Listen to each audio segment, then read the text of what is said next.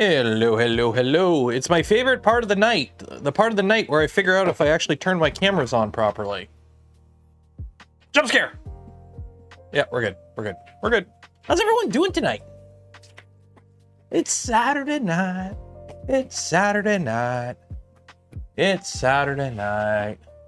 I fell off a ladder today. It sucked. And the worst part is it wasn't on camera, so I can't use it for content. You know how I was more disappointed that the camera was off than the fact that I fell. That's what happens when you become a YouTuber. Everything's content brained. It's like, yeah, but the content. Yeah, but you could have, you know, broken your neck. Yeah, but the content. How are we doing today? How are we doing today? I'm going to this camera so I can do this. Okay, print's going good. We need to babysit this print. We need to babysit this print. Why? Because I'm printing something that will use up more filament that's on the spool. So I need to swap out spools before it runs out. It has a filament runout sensor, but I don't trust it. So there we go. Have any bruises? No. Like, luckily it was just like I was on a step stool. So I thought I was on the bottom rung. You know how when you're going down, okay, bring it in. Yeah, for the people in the audience that know exactly what I'm talking about here.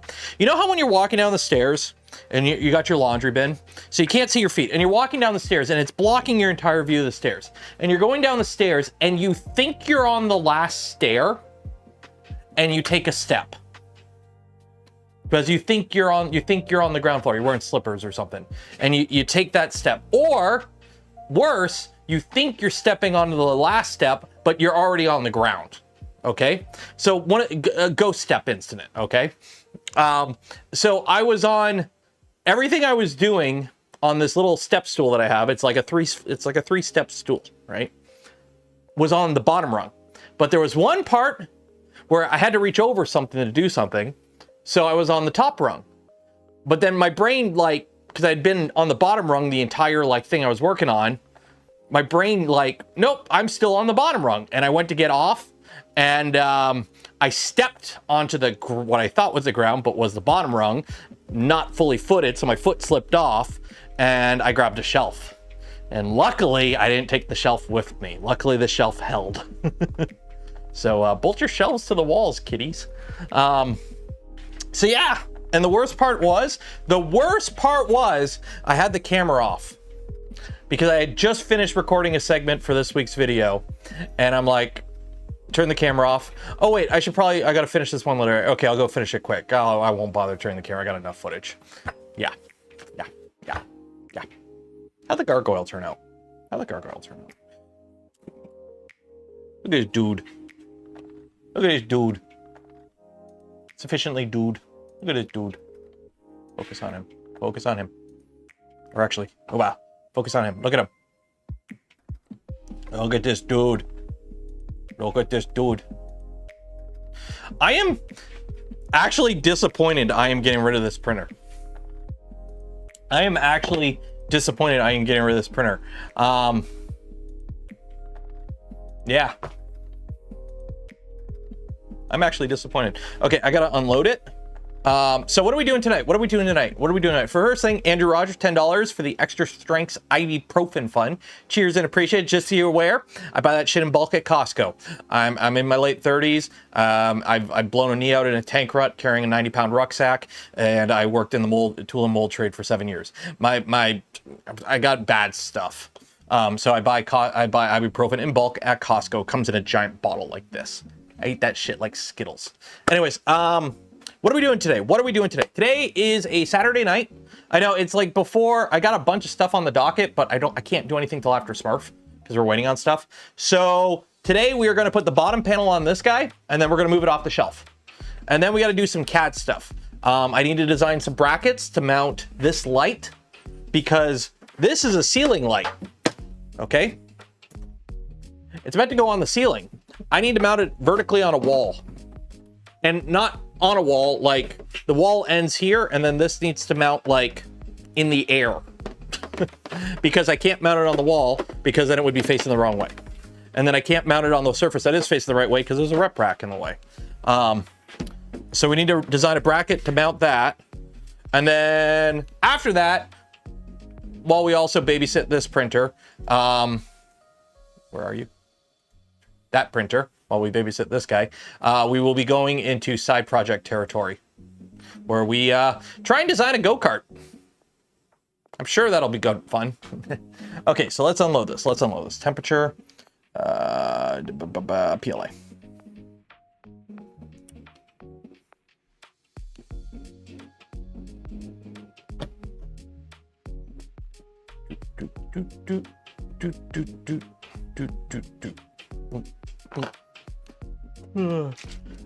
Don't forget, every stream we do give away a spool of Polymaker filament. Link in the video description. Enter for your chance. Do this now. Go enter, because we're going to be doing the draw at the end of stream today. We should be doing a full-length stream today. I don't see why we'd not be, but we'll see. I think actually, one second. I think I took a picture of what I need to do. I did, but it's not showing up on my Google Drive yet. Why aren't you showing up in the Google Drive? There we go. But I will give you a little teaser about how the LED track lighting turned out. It's not quite done, but because you guys are nice and everyone in here has liked the smash button. Did you? No. See, I was going to give you a teaser of this week's video, but unfortunately, there's like 126 people here, but only 100 people like the smash button. So I was going to be nice and give you a tease, but unfortunately that the math don't math. We can't, it don't compute. So no fun tease. Maybe if it gets fixed, I'll tease it, but don't throw your glasses. I need my glasses. I'm blind without my glasses. Also, I look horrible. Tiny eyes.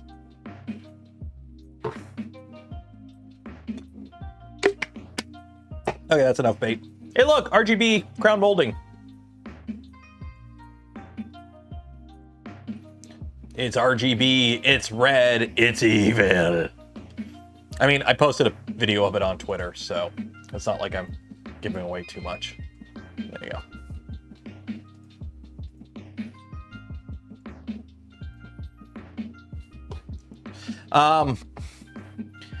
If you're seeing, like, the thing with likes, you have to hit refresh, and the way likes are calculated, it's not accurate for the first little bit of a video anyways.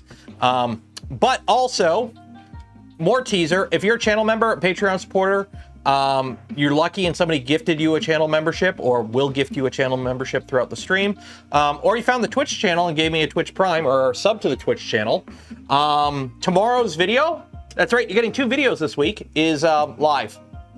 So tomorrow's video is on the linked in the Discord and the community posts for the different stuff. So like the YouTube community page and the Patreon page and all that. So that's all linked up. So tomorrow's video is available. It's something a little different and is something that I'm trying to do with the Twitch channel. So think of tomorrow's video as kind of like a test, if you will, to see if an idea I have for, I mean, it's not an idea I have, it's called React content. It's freaking bread and butter of streaming. But it's something I had fun doing, so we'll see. Andrew Humphrey, $10 because us Andrews have to work together. Cheers. Where am I gonna put this? I need more rep racks. I'm starting to stack filament in stacks, and that's never a good sign. When you just start stacking filament in stacks, it's never a good sign. I'm running out of, I need more filament storage. I need more filament storage. I'm running so low. Okay. So now the fun part, how do I put a bottom panel on this? I have never put a bottom panel on a Voron ever. So, I'm assuming, okay, we close the printer up. Okay. We turn it off. We unplug it. Yar. I gotta remember to bring a C14. This is really cool. The spool holder folds in so we don't break it off. And now I gotta tilt the printer on its side. So this side has nothing on it, so I should be able to tilt it onto this side safely. Tilt. And this is also where we find out to see if anything's loose. There we go. There we go. Behold! I still have that button. Clear that. Behold! The bottom of a Voron. So how do I panel this up? I think I have a panel.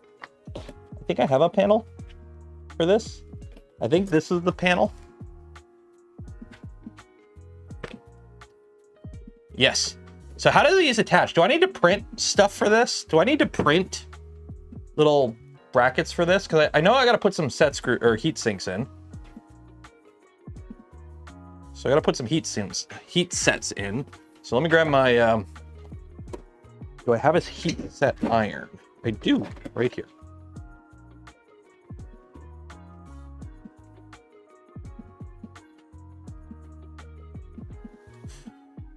Upskirt views.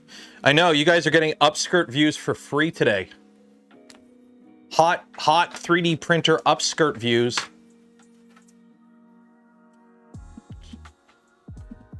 While I try and get rid of all the dog hair. So much fucking dog hair. Okay.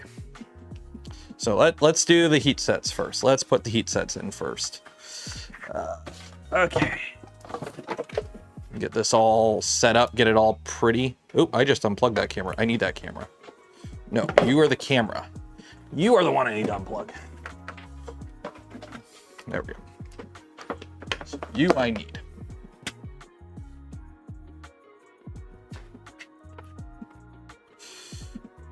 There are tabs that are being held on with VHB. Okay, that's good to know. I need to print those. Can someone link those in the Discord? Or I can just use, let's see here. Voron GitHub.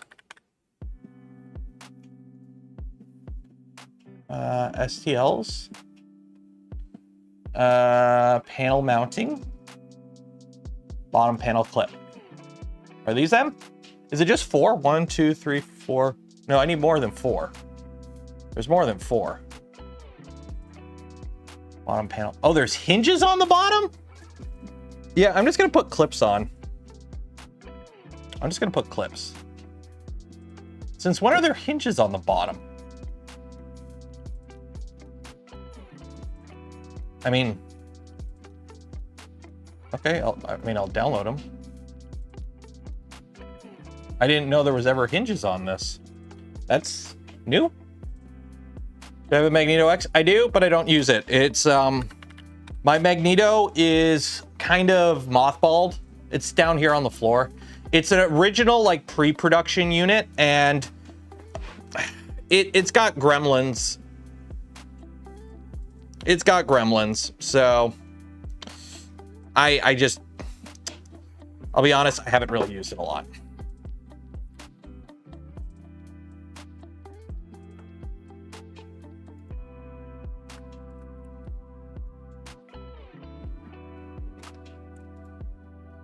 All right, so I need 1, 2, 3, 4.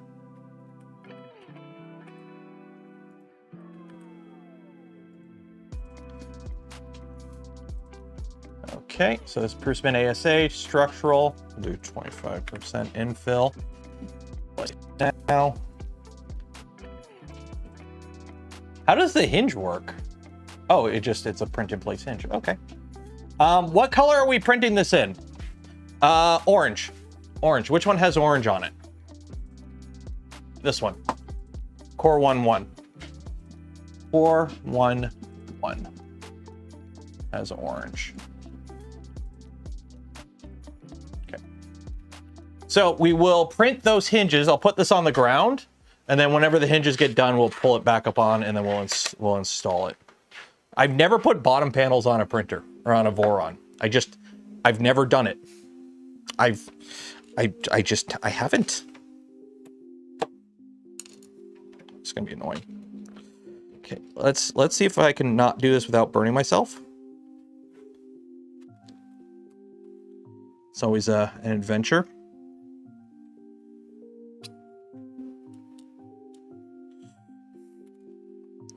Like, luckily, brass inserts, they lose their heat real quick, but they pick up heat real quick.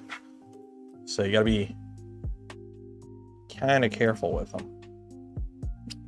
There we go. Do you happen to know, plan on continuing the magnetic line? I have, the magneto, I have no idea.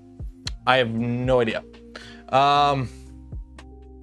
I think the magneto is one of those things that I give Poly all the credit in the world for trying something different, but I don't think it panned out the way they kind of expected. I think, honestly, end of the day, I think linear motors like that were more trouble than they were worth. They were really cool, really exciting. It just really feels like it was more trouble than it was worth.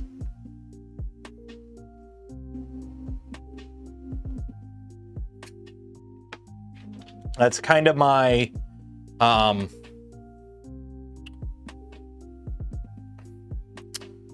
my outside looking in kind of response. Bottom panels are overrated. If this machine was staying in my house, I wouldn't put a bottom panel on it. But considering this machine, one, I'm going to be transporting it it's going to sit in the back of a car for 9 hours. So if you're wondering what we're doing on the Tuesday stream, we're figuring out how to make this not break on an 8-hour drive. So what we might do on the Twitch stream on Monday or something, I got to CAD up some stuff. We got to figure out how to transport a printer without it breaking. The last time I drove a Voron to an event, I had a bunch of stuff break on it, and that was just driving. So you want to know why I didn't bother even trying to ship it. Was driving caused the printer to break once.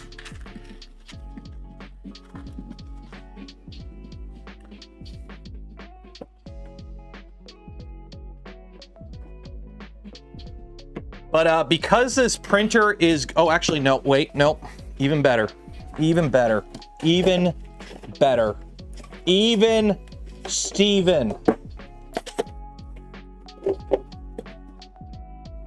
We got an ACM bottom plate.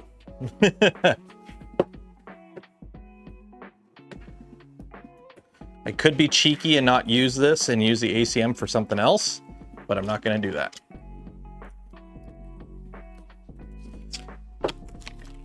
Well, here's the thing.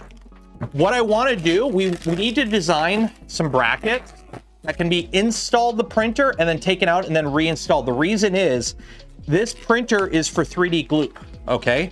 So 3D Gloop bought the kit and they just sent it to me to build and then I'm giving it back to them, right? So this printer will be for their booth at trade shows, which means this printer will sit in the back of a truck and be driven around a lot. So we need to figure out a way to like have the some sort of like bracing that could be installed and removed quite easily, just to keep the printer from like, my biggest concern is like the Z tree, like drooping down and then constantly bouncing off like the bottom or the bed, for example. So this goes in here. That, and then we have a bunch of brackets that hold it in place. Oh, we got to fix these fans. Uh-oh. Come on. Come on.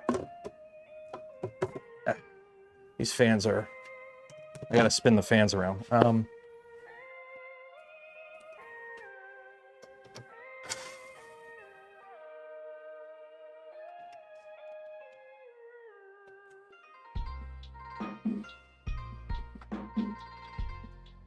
Wires are going to get pinched.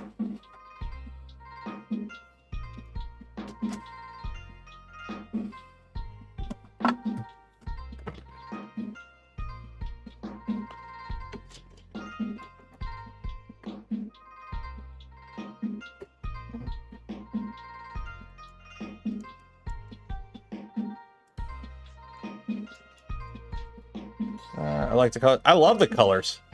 And this printer actually prints really nicely too. So I'm kind of, you know,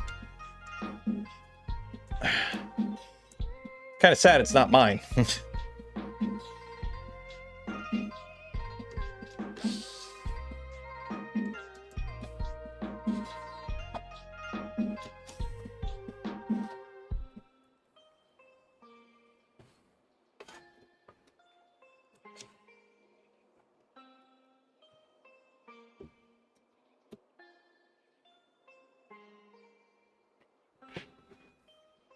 Okay, there's that one. Channel the inner creality and hot glue the electronics. I'll be honest. Not too concerned about that. Everything is pretty tight. Before I put the bottom panel on, I will give it a once over, like make sure everything's tight. Might do that now, just while we got it on its side like this. But I'm not super concerned.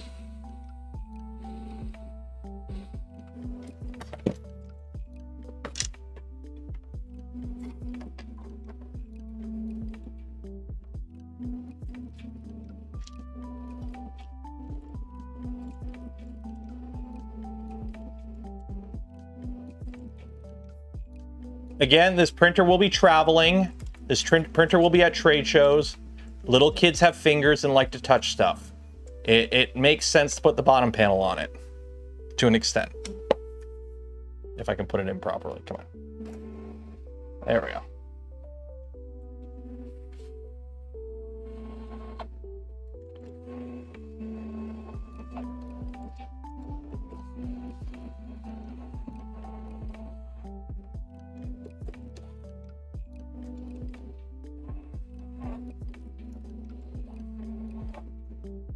There we go.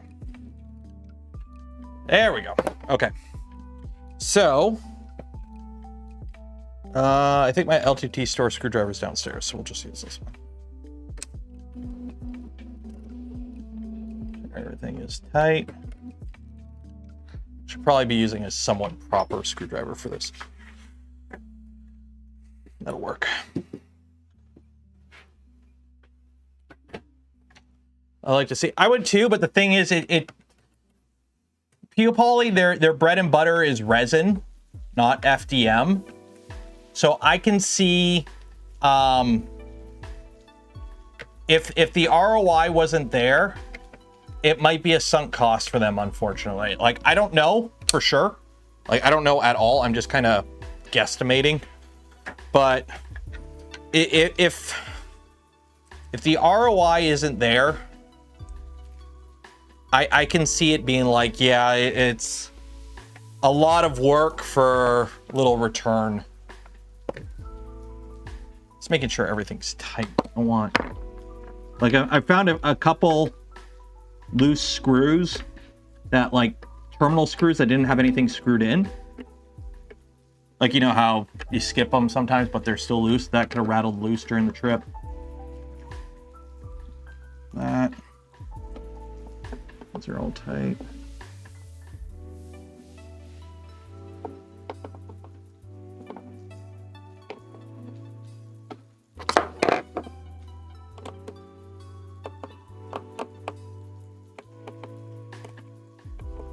Just don't want anything coming loose during this whole trip. Custom foam travel blocks. Well, what I'm thinking, I'll show you here in a minute what I'm thinking. Unfortunately, oh, what's this? Filament specified. No, you're okay. You're okay.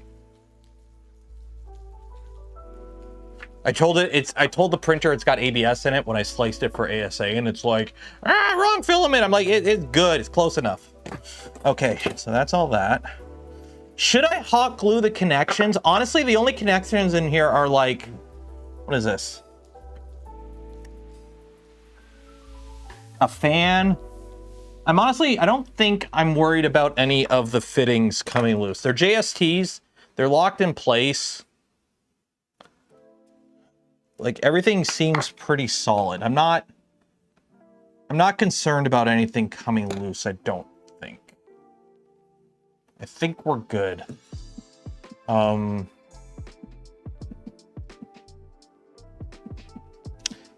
think we're good. Actually, the only thing I can think of is, do I have one? I don't think I have an extra one. I was looking if I have an Ethernet extender. Don't think I do. Let's see here. Oh no, I dropped the bamboo. Oh no. No, I don't. That's like the only thing I could think of to add maybe to the list of things I should probably put on the printer is a Ethernet extender.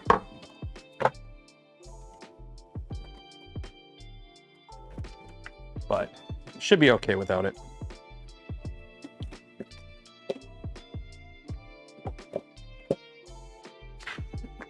Should be okay without it, for now at least. All right, so we got to print that. That's an hour. Okay. What else was there? There was something else. I think we're okay. I shouldn't have to hot. Oh, you know what? I've got, these are just DuPonts. Should I hot glue those on?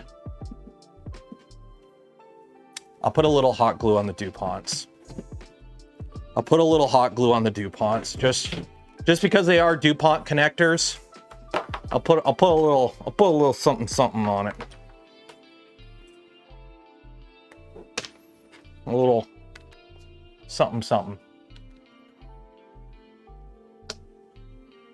Well, I don't want to do foam. So what I'm thinking, the thing with expanding foam is it's kind of like a one-use deal.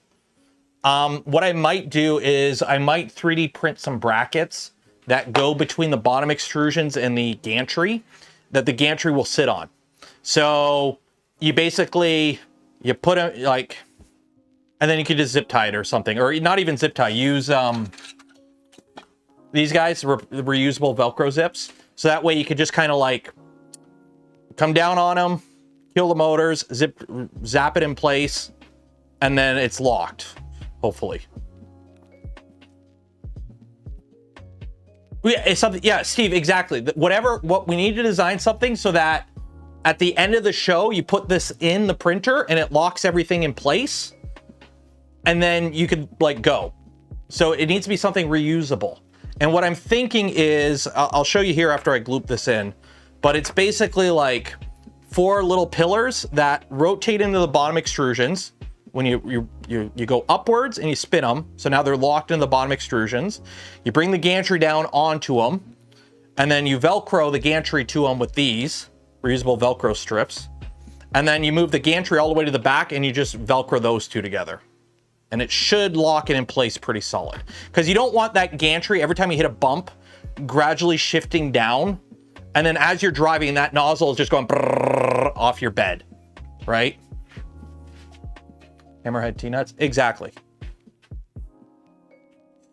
So that's not going to come out.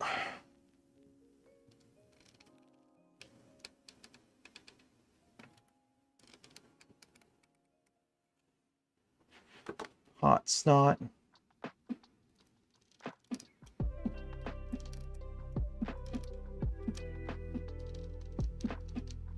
There we go. That's that. Now we got hot glue strips everywhere. It's always fun. Put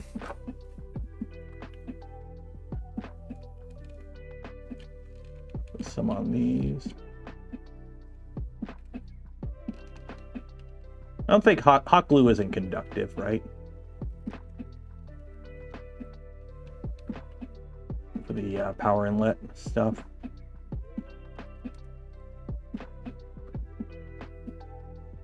Hot glue's not conductive, right? Those lock in. These connectors all lock in. So I'm not concerned about connectors that lock in. I'm more concerned about stuff that's just friction. Because all these connectors lock in. So I'm not concerned about that. USB.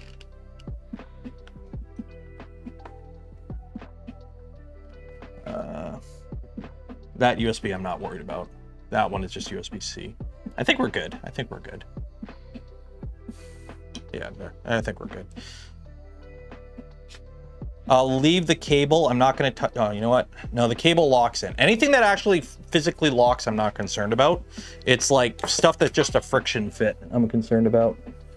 So those are all tight. Okay, so that's good enough for now. That's good enough for now. Okay, so we got this panel, which I can't put on until the glue is dry, or the stuff is done printing.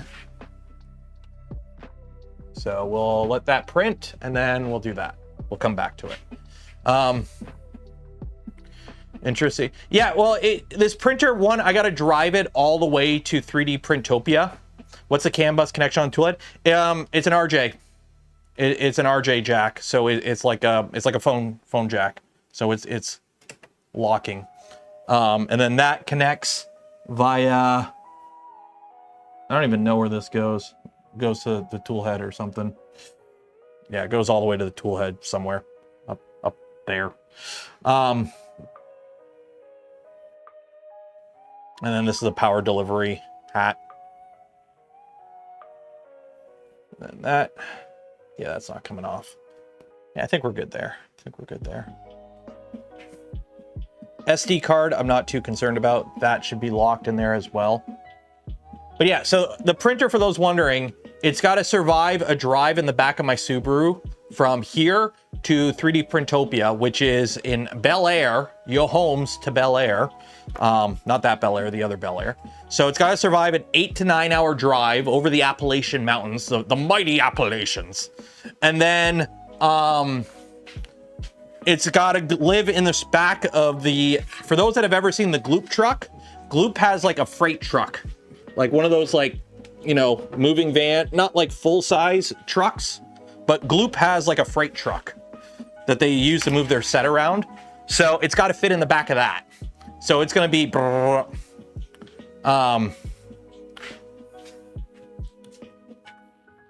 so it's got to be able to take a bit of pounding. Insert mom joke here, but it's not like it's going to be like, it's not like it's riding around the back of like an off-road vehicle, right? It's just, it's going to be bumped around a bit. It'd be nice to have a little extra security. That's also one of the reasons it's built pretty stock, because if something breaks on this, you just print a stock Voron part, replace it. You're not having to that. And then also the same reason the spool holder folds in is so it's not sticking out. The thing that sticks out the most is this. And I probably should have made a more lower profile one, but whatever, it'll be fine. So that's printing. Okay, so now we can move this, and then we can do some CAD.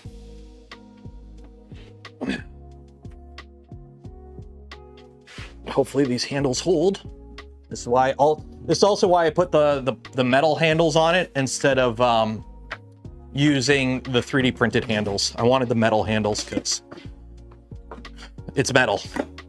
I would have gone with the AC/DC because it's heavier metal, but it wasn't available at the time. Okay. So that is that.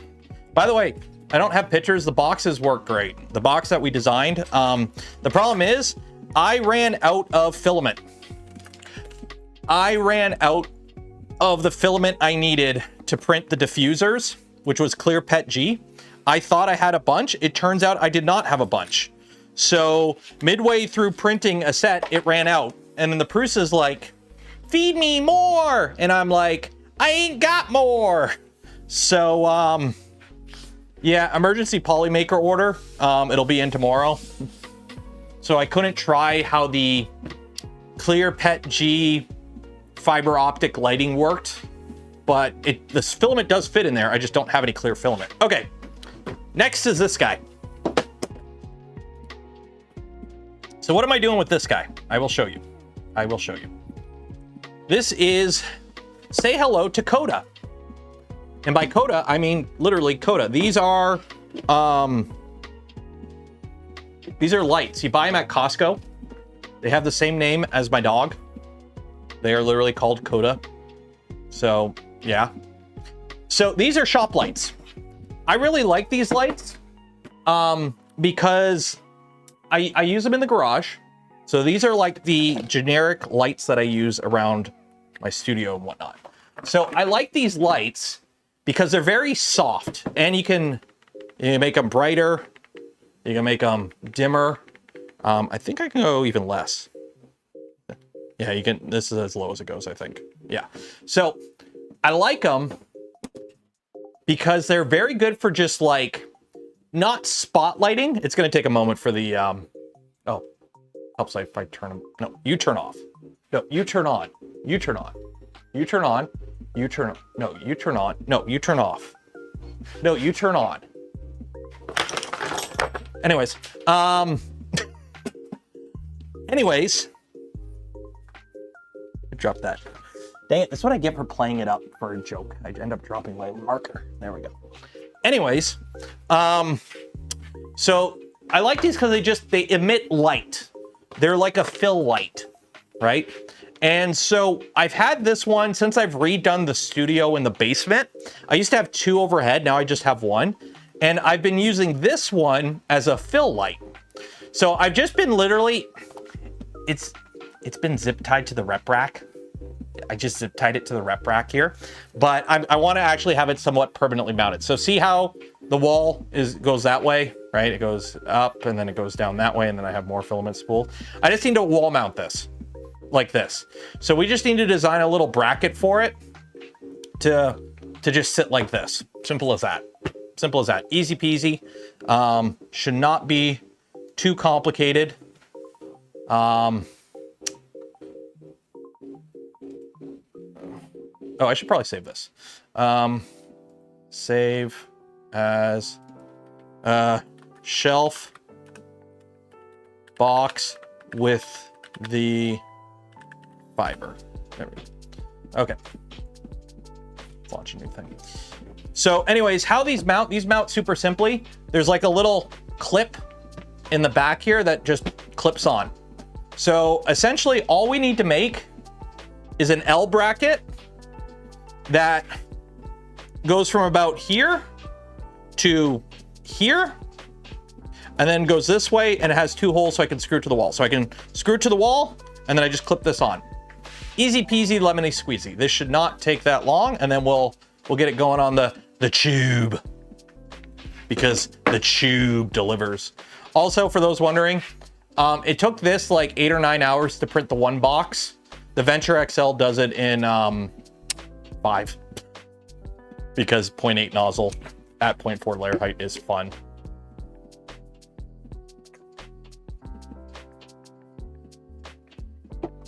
Do I know the Quattro box project? No. Quattro box project.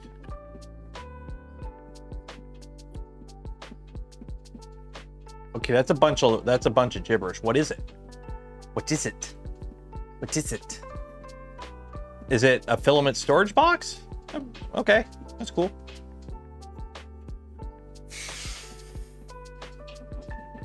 Okay, so flip this over. So we'll do about there.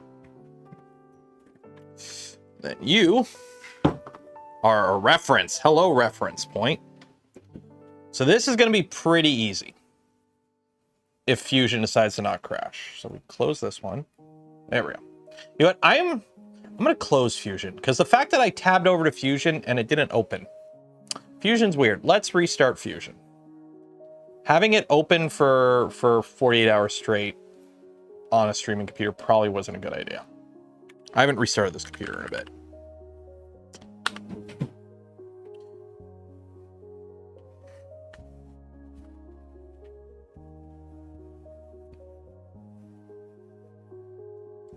Multiple instances are not supported. No, what do you mean? If the computer crashes, just hold a minute. I'll be back. What is going on here? What is using up 90% of my memory?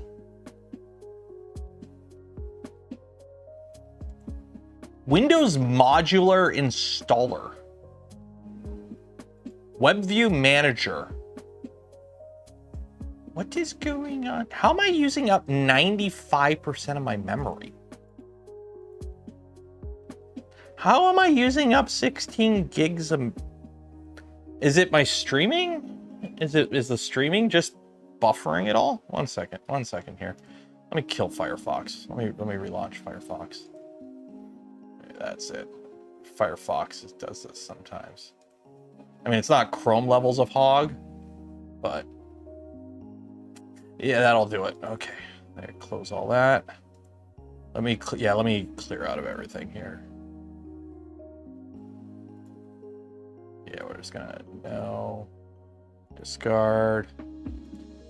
Close that. I gotta remember to restart. This computer is treated so horribly. I leave this computer on all the time. It's out in my garage, which means it sees temperature swings from anywhere from like, it has been 38 degrees Celsius in this garage down to negative 15 Celsius in this garage in the past year. So this computer gets treated horribly. This computer, that, like, you know, you see those cases where it's like, oh, fanless PCs designed for workshops. Yeah, I should probably get one of those for the garage. This computer gets treated like poo-poo. It does not have a nice, fun life. So, okay, let me bring chat back up. I haven't been able to see you, chat, for a bit. Okay, we're back. Okay, fire up Fusion.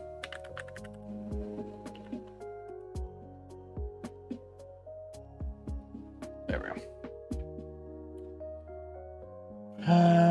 I take it you've never written code a really complex program. In grade 11, I took a class on Microsoft Visual Basic and I made a fighting game, which was basically like Simon Says. I did that. So that means I'm worth like $100 million a year to some AI startup, right?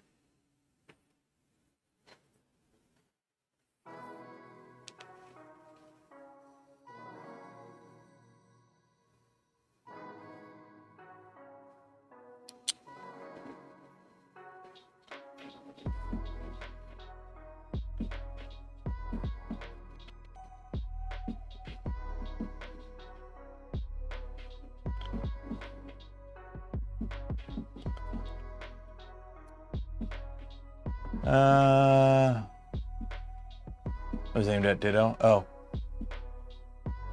Fusion is a huge resource hog. It is.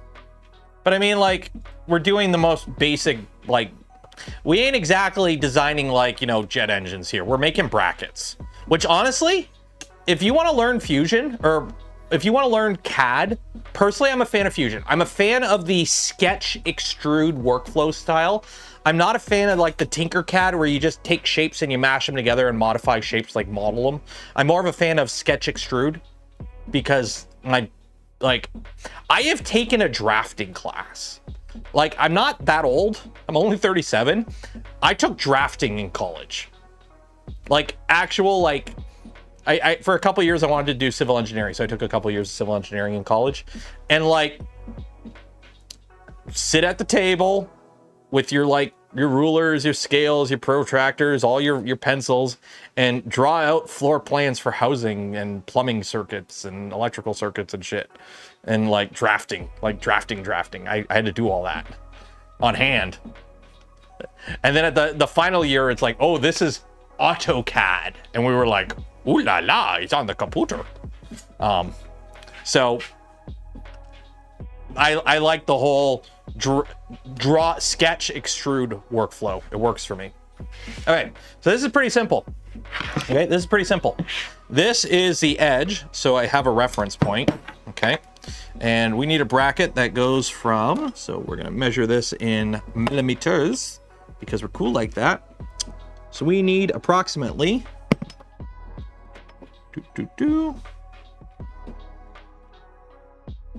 8. So that'll work. So 10. All right, and how wide are we gonna make this? How wide are we gonna make it? We are gonna make it, I don't know, 40. Cool. So 40 by 100 millimeters, because it's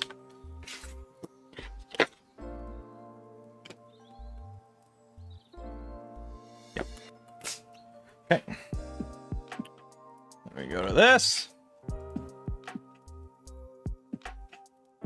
Okay. 20. Extrude that. 20 mil. I want it to be pretty bulky. And then this needs to be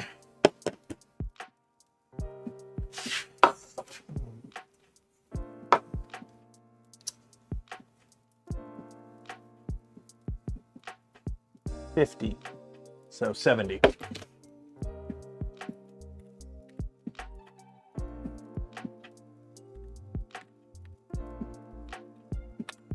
Okay. That is that.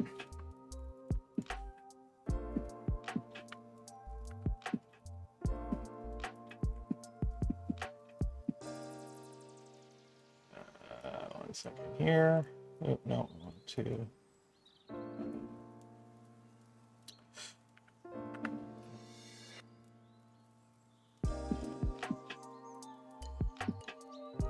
$25.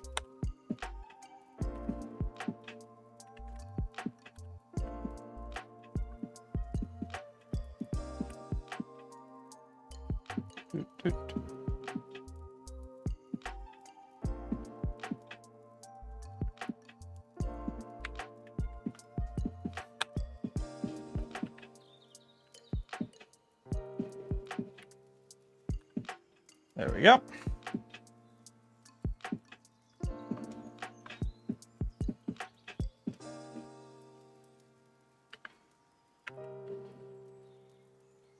How much of a radius do we have here? Let's see here. Let's see here. How much of a radius do we have here?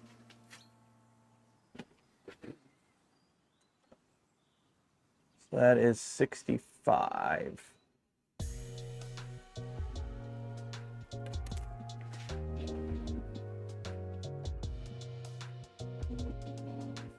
Cancel.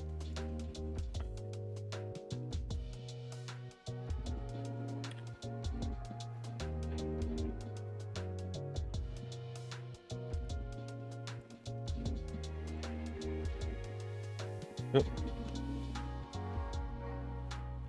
That's just a no-go line. Sketch.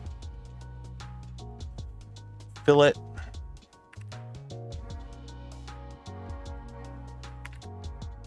Nope, too far. There we go. That's just a no-go line so I don't accidentally hit that. So basically, it needs to be flat to there. Fillet 20. That works. Fillet 20. That works. Let me go get the bracket. I think the bracket will hold a 5mm screw. So we're gonna go with that.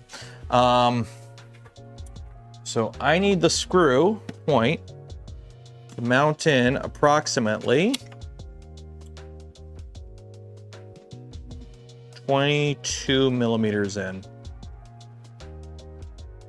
Roughly.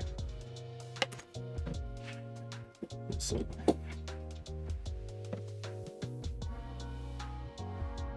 yeah, 44, so 22. 22.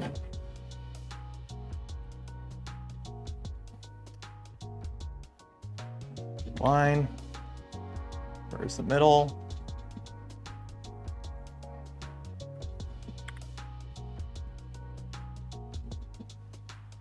Two. Circle.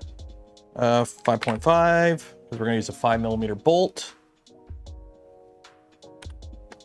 And then, how big is a freaking 5mm nut? Where are my nuts? There's me nuts.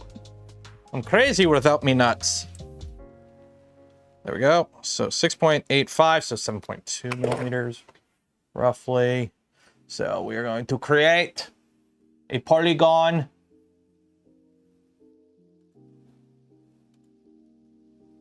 of approximately, because it's a 5mm nut, which is, I think I'm doing this on the wrong side. 1 second. 1 second. Yeah, I'm doing this on the wrong side. Okay. So extrude that. -99. Punch a hole right through. There we go. Cool. Okay, so now on this side, create, sketch, polygon. Create, polygon, circumscribe. Oh, here we go. Okay. So, if this nut at 6.86 millimeters, so if I make the hexagon 7 mil, that seems about right. 7.2. 7.2. So 7.2, which is way too big. So what's half of 7.2? It's 3.6. 3.6. Would that be 6, 6? Yeah, 7.2. Yeah. And then we'll right about like that. I mean, it don't matter. Polygon is when your parent has left. Eh? AI taking over CAD duties. I really don't think so. Everything that I've seen with AI and CAD is like, especially with like the websites trying to push you to like, oh, just use our CAD software. How thick did I make this? 20 mil? Extrude, negative. How big is this? How big is the nut? How big is the nut? That's 3 mil, so let's go 5. Boom. Yeah, I'm honestly, I really, everything I've seen of CAD where it's like the best AI CAD right now is like you sitting behind the shoulder of a junior level CAD person and you have to tell them to do everything. It's not any more efficient because if anyone has ever sat through an actual CAD class or a drafting class or a metrology class, there's a lot more to it than, oh, design me a car. No, there's so much tribal knowledge that you just kind of learn from experience that I really don't think like AI CAD is going to be a bit, I think. Then again, I could be completely wrong and like something comes out tomorrow that completely blows us all away. So what do I know? I mean, at the end of the day, nobody's gonna have jobs, so who cares?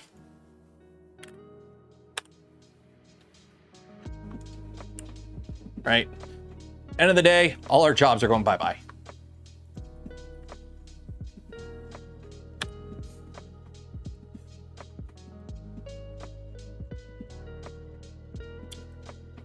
Bye.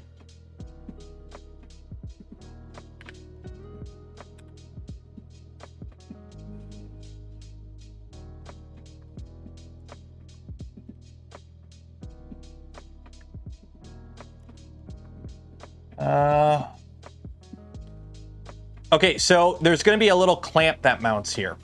There's a little clamp that mounts here that I have to bolt to this, and then that clamp locks into this.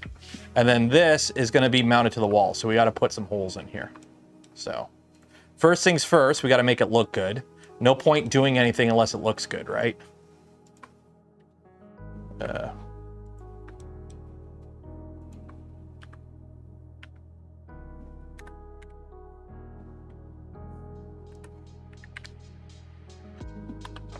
Also considering that print orientation is going to be fun with this. I'm wondering if I should try printing it on a 45, if that would be stronger. That might be stronger. Print this on a 45. Like have it be on the bed like, oh, wait, you can't see, sorry. I'm wondering if printing it on a 45 would make it stronger. Yeah, that would actually make it a little stronger, I think, printing it on a 45. Anyways, so this one's pretty easy because we got to put create, so sketch on that. So we got a line.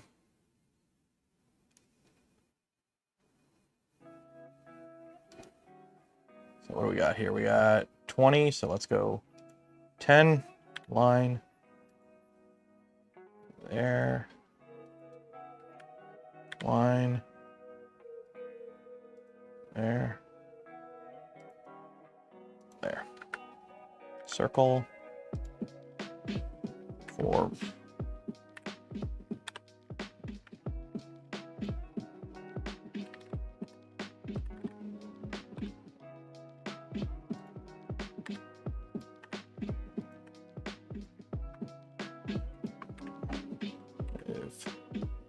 And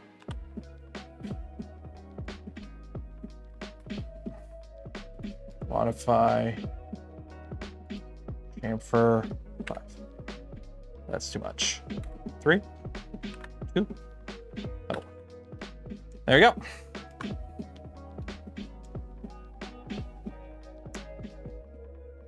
There we go. There is our wall bracket. So we mount this to the wall first, and then we mount the light to it. Easy peasy, lemony squeezy. If you was you, print it on its side. I mean, we could print it on its side. I could make this printable on its side quite easily.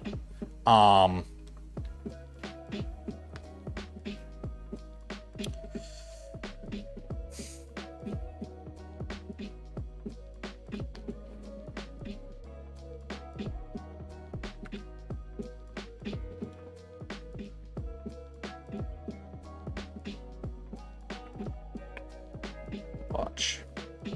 Create sketch. Line. Boom.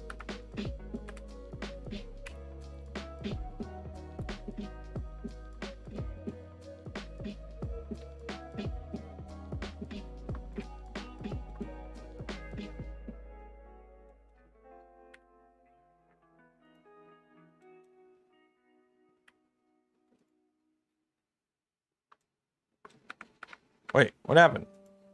Okay, there's that.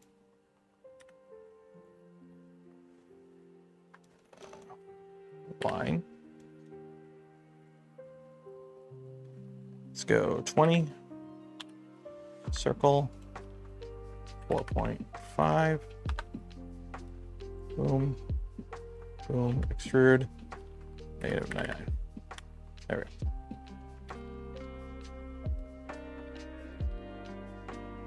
Modify, chamfer 3. 2. There we go. And then I just print it on its side. Easy peasy.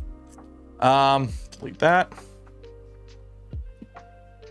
Modify chamfer 5. Chamfer's on the bottom, fillets on the top. That's usually rule of thumb.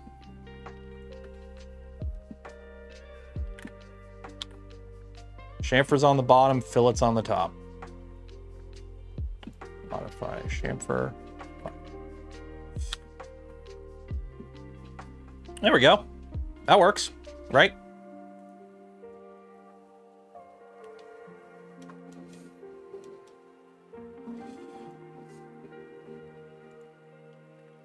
Fillet 0.4.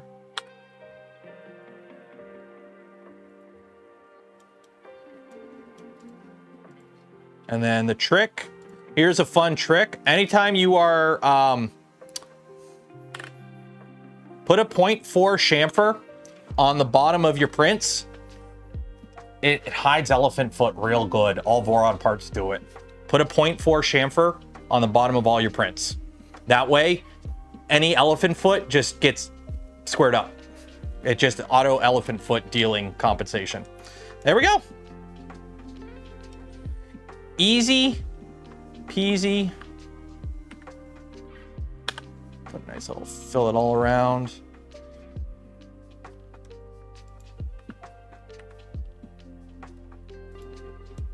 There we go. Say hello to our easy peasy bracket mount. That'll work, right? Right. That'll work. And then you mirror it, so you have an upper and a lower. So we take this, bodies, save as, mesh. We're going to call this that. We're gonna call this light bar vert mount. Where did I save that to? Did I save it to my documents? Hopefully I saved it to my documents. Yep, we're good there. Open up the Orca slicer. By the way, I've come to the conclusion this is the loudest printer in my house. This printer is loud.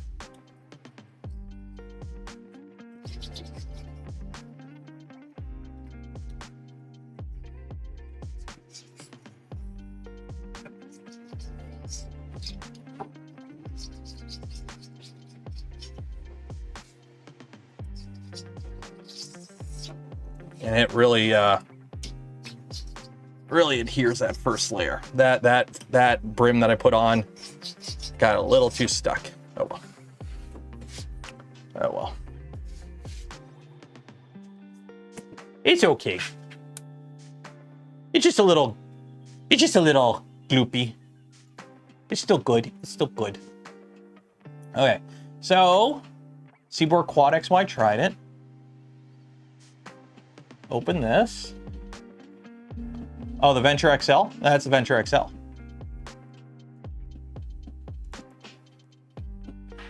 So Control, copy. Set Control, copy. And now this one we need to mirror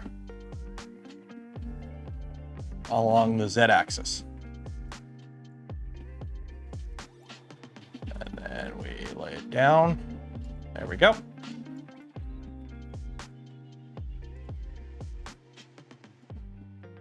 Them. Really? That's okay. You go there. You go there. Global. So this is fast Voron. Cheap. What's cooling like on this? Overhangs.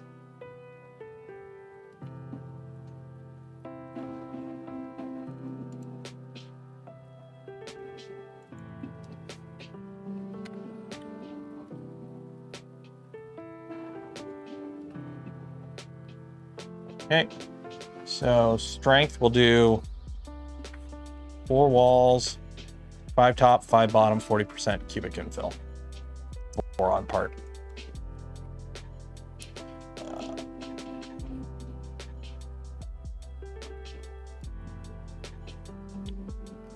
3 skirts,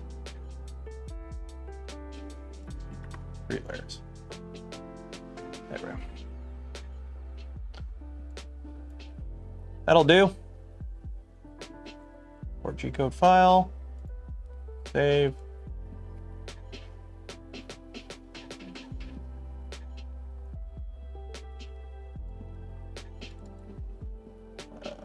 Seaboard Trident. Why are you shut down? You're right here. Why are you shut down? Clipper has disconnected. Failed automatic resuit of Jupiter front. Okay.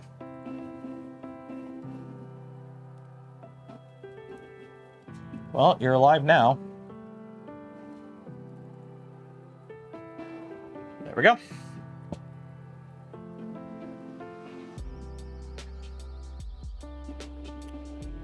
Now we let that do its thing.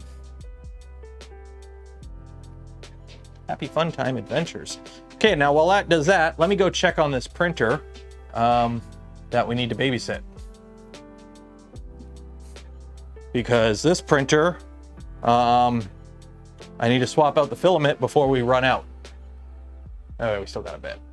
Still got a bit.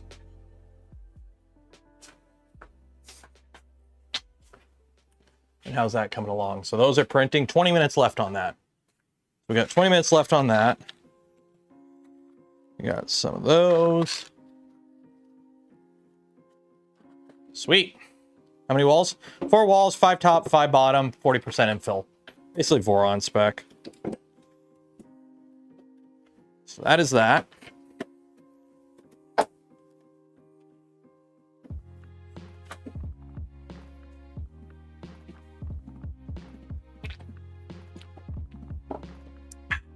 So that is that.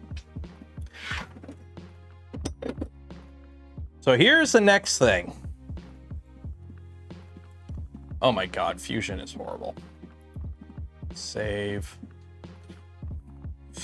Light bar, bracket, vert. Okay. So we gotta wait for you to do that. Open this. Now let's find the project. All projects. Oh my God. Where is this saved? Oh my God. There you go. Let's load up the abandoned Canuck creator custom cruiser file. Oh God.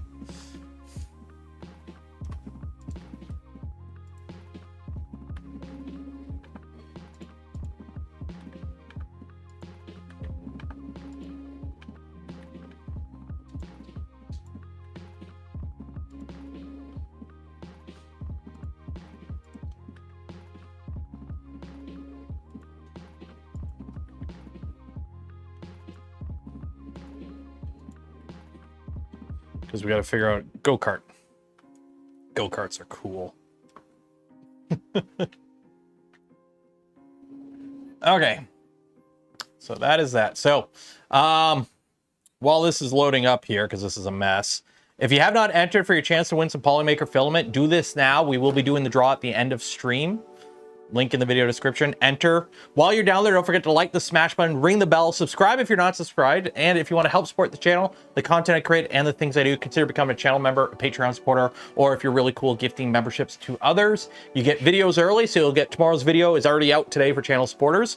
And this week coming up before 3D Printopia, there's only one regular YouTube stream this week on the Tuesday, but there will be a member stream on the Thursday most likely.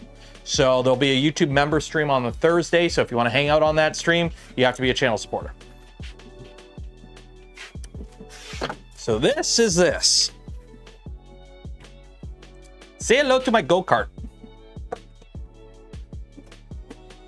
That is not a go-kart, but say hello to my go-kart.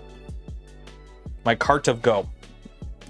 So this is what happens when you get an idea, you start designing it, and then you realize you suck at CAD and you really don't know what you're doing. And then you shelve it, and then you don't touch it for like a year. So what am I talking about? What am I talking about? Last year, I went to OpenSauce, and at OpenSauce, somebody had, it was a Moto Compo. So Honda has this little electric bike. Well, it was originally a gas bike, right? But they remade it and it's electric, okay? So it's a Moto Compo, or whatever they call it now. But the idea is it's a small, compact, a little folding electric scooter. And I was like, hey, I can make one of those. The problem was I started designing it and I figured, okay, we'll make it out of, you know, old 3D printer frames and 3D printed parts. So for example, this electric motor hub is mounted to this frame using, you know, 3D printed parts. This is just CF PETG. And yeah, it actually, it holds it pretty well. Like I can stand on this and this won't break, okay? So the idea would be, you know, I was gonna it'd be pretty square bodied. This is how far I got in the CAD. There was more to it. I deleted it because I was ashamed. What are you doing? You heating up? You're heating up. Okay.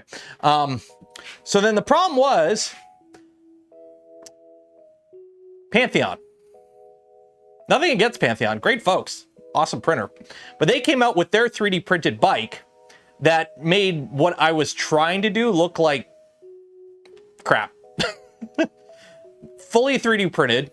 And it was better than anything I was ever working on. So I kind of got bummed out. I'm like, So then I kind of, I sat on this for a while. I didn't know what to do with it. Yeah, you probe. Now what are you doing? Are you just waiting for it to stabilize? I think you're just waiting on the temperature to stabilize. What are you? Yeah, you're just stabilizing. I'm like, why are you just sitting there oozing? Just oozing. Do you have filament? Are you sucking filament in? You are sucking filament in.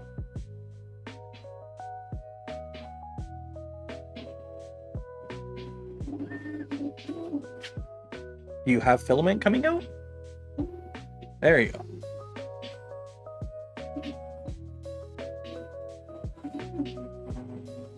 There you go. Anyways. Let me find it here.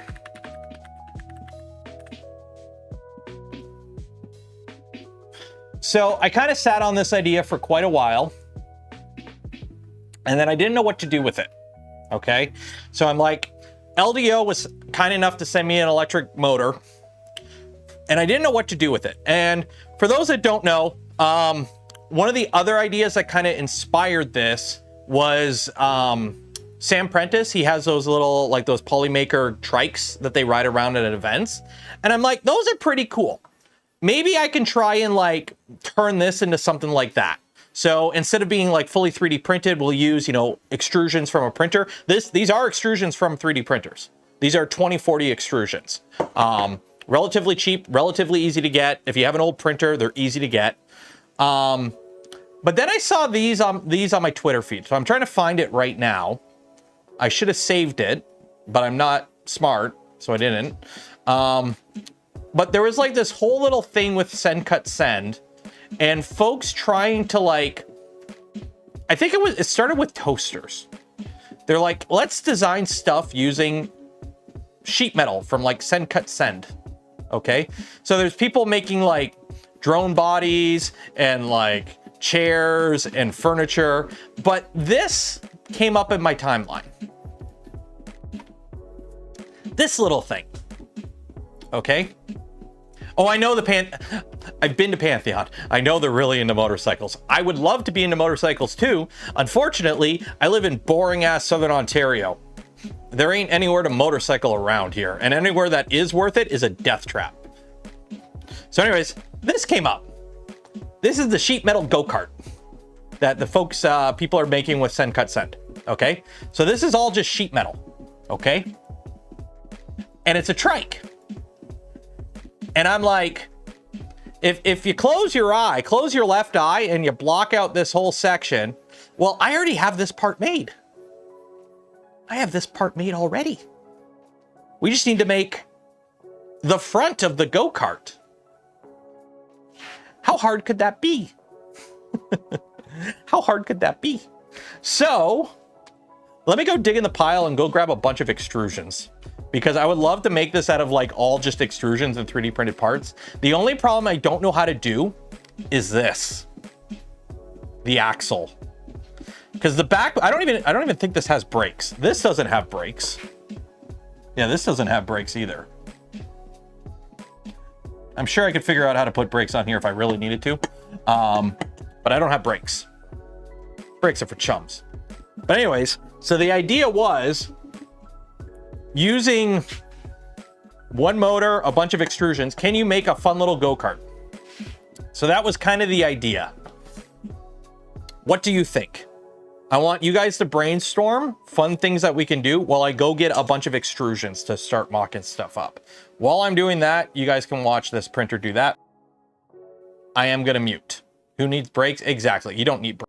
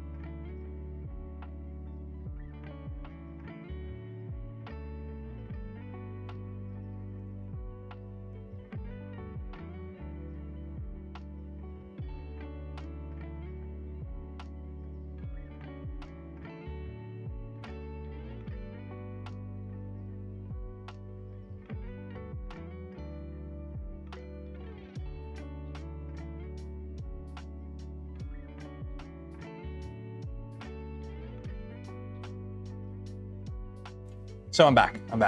So here is the idea. Don't know, are these the longer ones? Yeah, these are slightly longer. So I may end up swapping these extrusions out. Because here's the thing, these are slightly longer. I cannot remember, because I was going to use longer ones up top. So these are like the mid-length one. I have a bunch of like 2020s as well, but these are like my long 4040s. So here's the question. How can we design, how much room do I need here? I should probably sit down and figure this out. Because I got to figure out, chair is easy. We can 3D print a chair. We have a giant fuck-off printer over there. Pardon my Francais. We got a giant frick-off printer over there that can print 600 millimeters. We can print the chair. And the chair will also be the mud guard. Okay? So, Alan B, that's how we do it on Tiny Bikes. Where's Alan B's comment? Oh, wait, shoot. Live chat. Active electric brakes are pretty good. Some controllers have the feature. It's more of a regen. So this has, I have no information about this motor whatsoever, except for it's got 3 bigger wires, which I'm assuming are like the power. And then it's got like 1, 2, 3, 4, 5 other wires just on their own. So I have like no information about this motor at all. Fender, that's the word, fender. So the idea would be, it's something, basically we want to make this out of aluminum extrusions and 3D printed parts. That's kind of the idea. So what can I find out about this? So so this is a brushless motor, I believe. I do have a serial number on it. Let's look it up. I asked Jason, can you send me an electric motor? And he sent me this, and I have no information about it. It's got a 12 on it, but that's a sticker, and it's a 10-inch. That's all I have. It's a 10-inch wheel. I think it's 10-inch.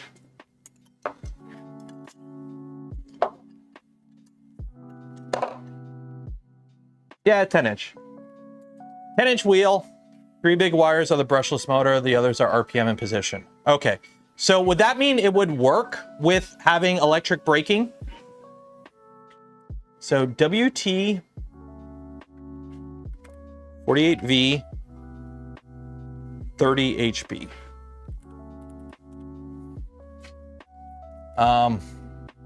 It's a 48 volt 500 watt motor, and it's an 11-inch apparently.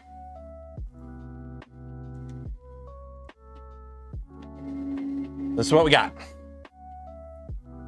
This is what we got. Yeah, this looks exactly like what I got.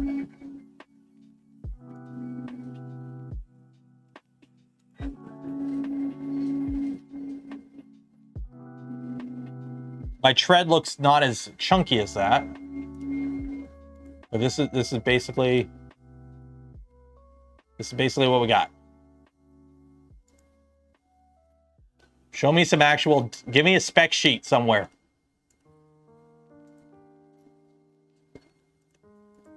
That's all we got is images. I don't want images. Okay, well. Do you have a controller? I don't have a controller. I don't have anything. I just have this. And then I have a bunch of wires that I don't know what they do. They're different colored. Short the 3 sick wires and see how hard. Okay, so short these and see if the motor moves. Ooh, that actually. I didn't know that was a thing with these.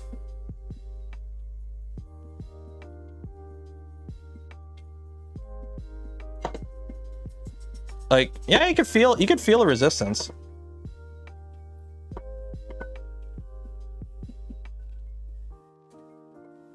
Yeah, you can feel the resistance. Trying to. Yeah, there's resistance. Yeah, there's resistance. And then you open them all up. And it just goes. Oh, that's cool. Okay, so we got braking. Sweet.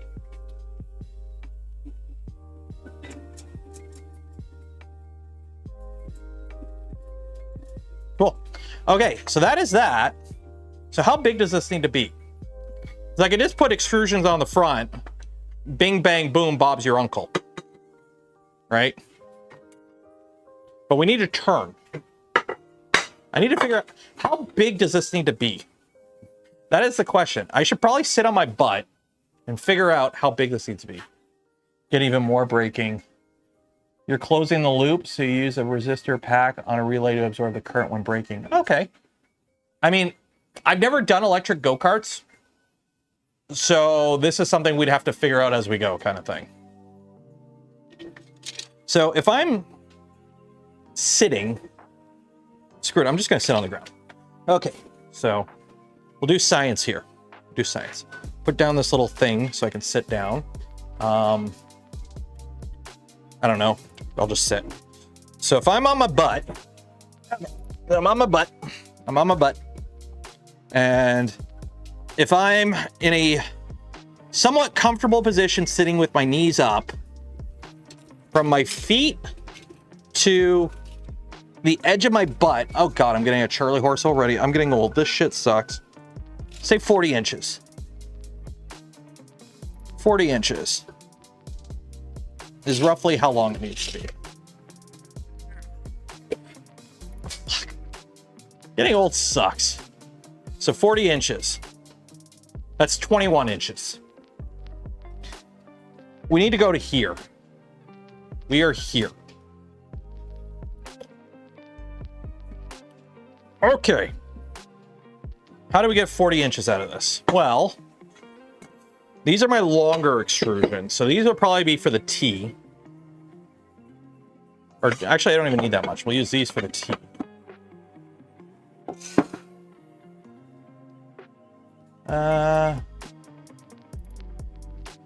Yeah, I have to get a controller. I have no electronics whatsoever.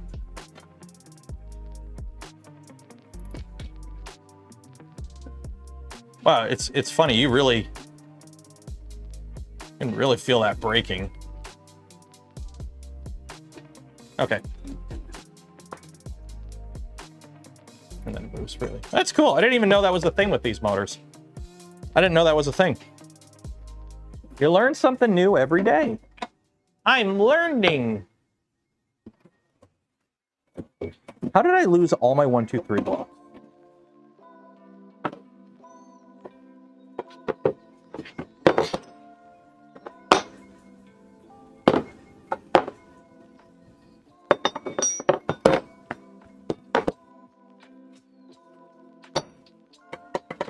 There we go. Okay. So if we need to make this 40 inches long, so 40 inches from there, we need to add another 19 inches to this. So we could just double up extrusions. Just double up extrusions. So double up extrusions. That gets us to the 40. And then we got to figure out the T. Because I could just print a giant triangle. But extrusions would be stronger, and we already have them.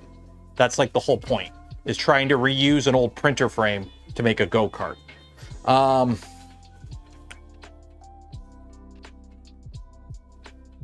Yeah, and then also, if we do it this way, we can extend or shorten it if we need to. Which that's actually really nice, that we can extend or shorten it if we need to. So that is actually really handy that we can do that. So that's very smart, Steve. That's very smart. So if we need to extend it, we'll just do like 8 bolts, and then it just T-nuts, and then you just slide them in and out. Because that's how these are. These are just blind joints. It's just blind joints. Everything's blind joints on this.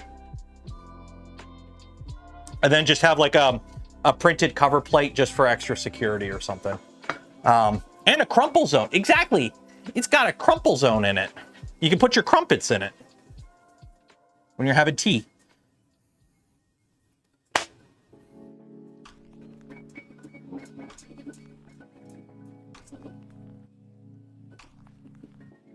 was really loud. How's this coming along? We're actually done that.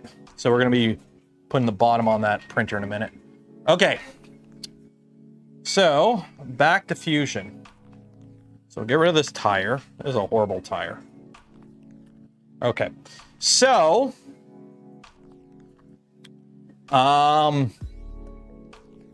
here is, how do I clone these? I'm trying to remember, how do you clone something and not have it be tied? I'm trying to remember. It's been a while. Look up YouTuber Alexander Chappelle built a 3D printed go-kart. Most questions answered in Sweden. Okay. These reminders are still 80 viewers who have no moms and disappointed in their lack of smashing. Yeah, it's not that hard to like the smash button, guys. You just like the smash button. It's easy. Just like the smash button. But no, this is actually really nice because that way we can put all the electronics and batteries into here. And then the whole extension, you can just extend it. So that's not bad. So what is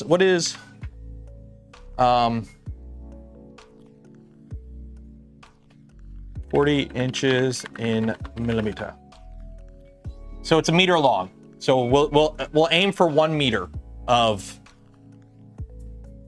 design. So the question is, how accurate is this CAD? So how long is this extrusion? So from this surface to that line, 650 millimeters. So what do I have here? I have 25.5 inches. Do I have a metric? I don't know if I have a metric ruler out here. What was it, 25.5 inches? 25.5, so 647. So yeah, so this is a 650. Okay, so what I have here matches the CAD. Okay, so what I have here matches the CAD. Easy peasy, that's good. These extrusions are 27.5. So these extrusions, 27.5, rounded up. So these are 700 millimeters. So these are 700 millimeter extrusions. Okay. So how do I do this? How do I do this? Let's close you. Close you. So in Fusion, I know you can copy and paste stuff, but it's tied together. So how do I close? How do I double this and have it be its own new thing? So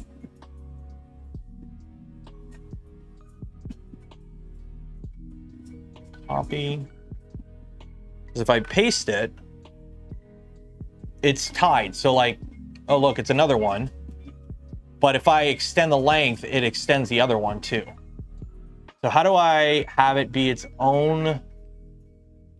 Because the problem I have here is I need to extend this because this is 650. And I need to extend it 50 millimeters. Oop.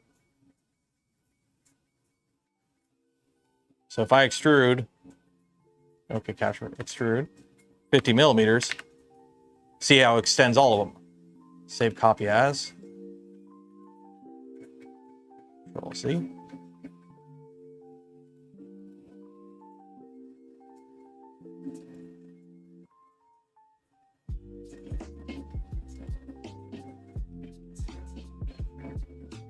Copy, paste, break link. Where is break link? Ooh. Okay, where is... Okay. Where is break link? Break. Round to parent, no.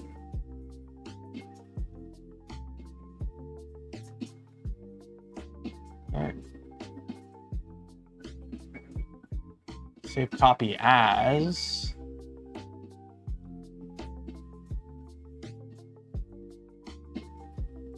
No. Where's break link at? Modify? Paste new. Okay, so let's just delete this. Okay. So copy, paste new. Okay, I'll just do that. Okay. So we extrude this, 50 millimeters. Capture position, yeah. There we go. Okay. So now we want this to be, so from here to there is 20 mil. So that, or 20 inches. So 20 inches.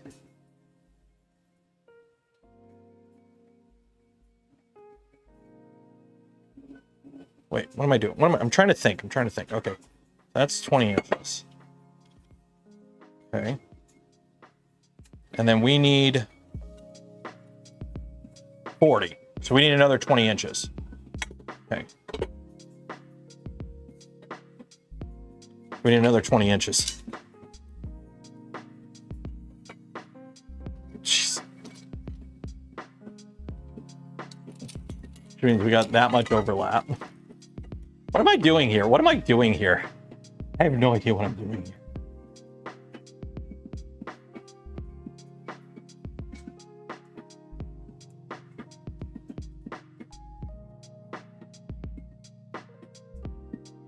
The top ribbon bar, bottom make copy. Okay.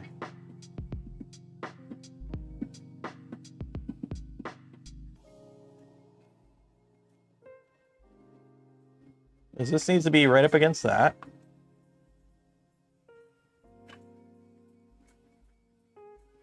Yeah, so that goes right there. Okay. Now, that's 125. So let's just do 350 for now. Let's do 400 for now. 400, okay. Okay. So now, spec. So we're gonna go right off of this corner. From there to here has to be a meter. 965. So I need to go another 35. Okay. So move this that way, 35 millimeters. Booyah. There we go. So that's a meter. So that is 1 meter.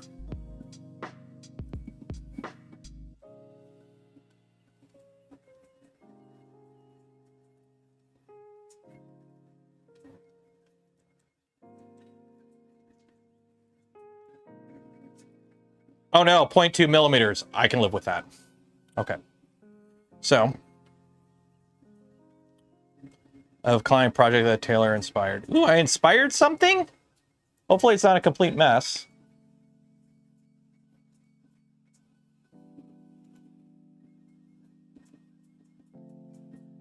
What is this?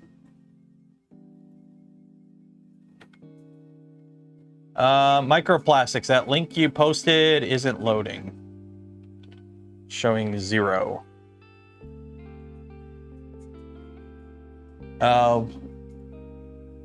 What did you post for Inspire? If you wanna share something that you want me to talk about on stream, post it in the stream channel, like the live stream channel, so I can actually find it. Okay.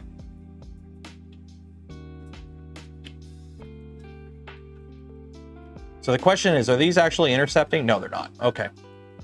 So now, Control copy. Copy. Paste new.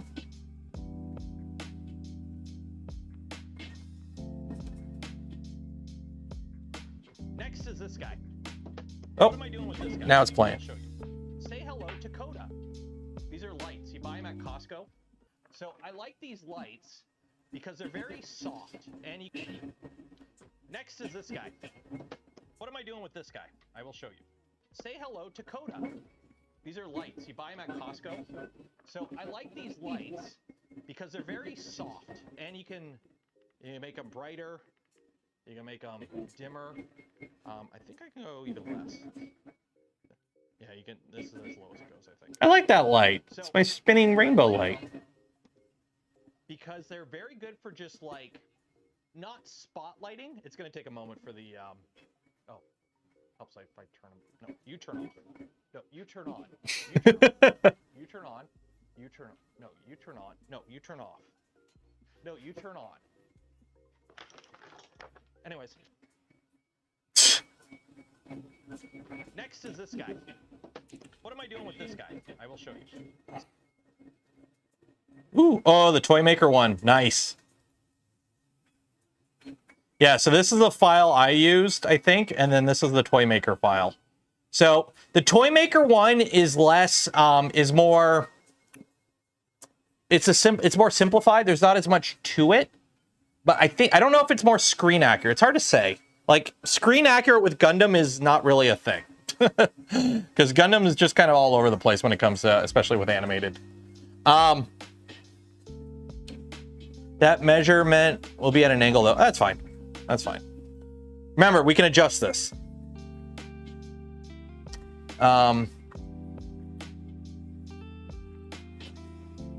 There.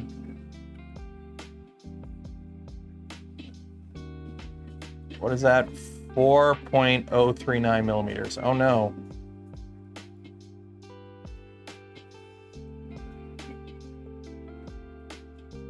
.039. There we go. Which means I probably got to move this over 0.39.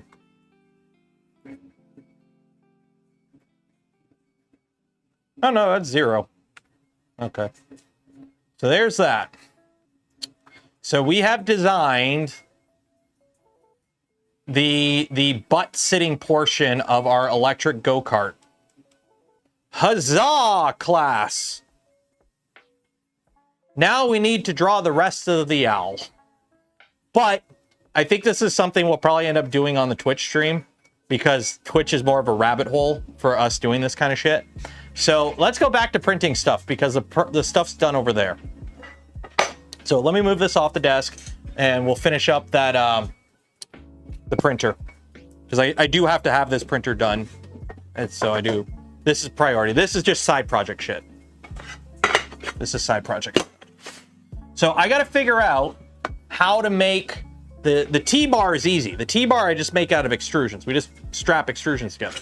But how do I make the wheels do wheel stuff? That is the conundrum. Link for 3D printed cart in Go Discord.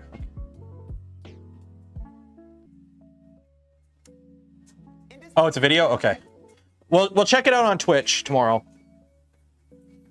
YouTube is more strict when it comes to copyright stuff. So if we're watching other creators' videos, Twitch is kind of the better platform to that. So we'll do that on Twitch tomorrow. Let's get this printer back on the shelf. How are you printing? You're printing while you're printing, Lee? Printastically. Oh my God, this is so much nicer with proper handles. Okay. Check the printer behind you. Yeah? The printer. What do you mean I have a failed print? What do you mean I have a failed print? It's not failed. Why are you saying it's failed? It's not failed. I mean, if anything, it's actually understruding a little bit. I really need to get a proper CHOW profile. All right, you go there. Tilt you on its side. Whoops. There we go.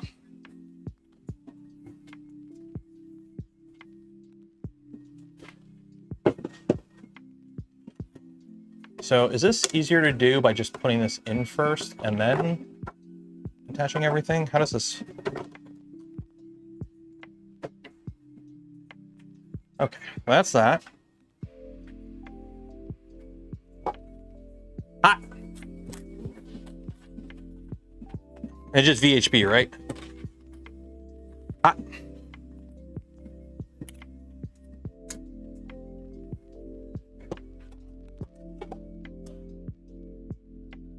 Although I do got to check the other printer to see how that one's going. Are you almost out of filament? No, you still got a bunch.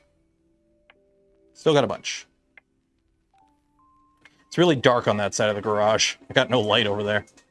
Okay. So how do these work? I think these just kind of...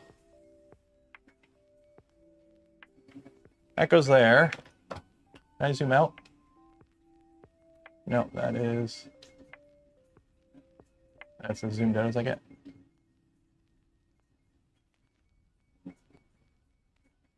Okay. So that mounts there, and then we VHP that on. That mounts there, and we VHP that on. Problem is, I can't open it because it's catching on the radiuses. Like, the feet are locking it in place. Like, let me check the acrylic plate. Let me see how the acrylic plate fits in here, because this is too tight, and I don't know why. Chat frozen? Yeah. Yeah, why is this? Okay, come on. What the fuck? What the fuck? Okay, let's try. Where's the acrylic plate? Maybe the acrylic plate fits better?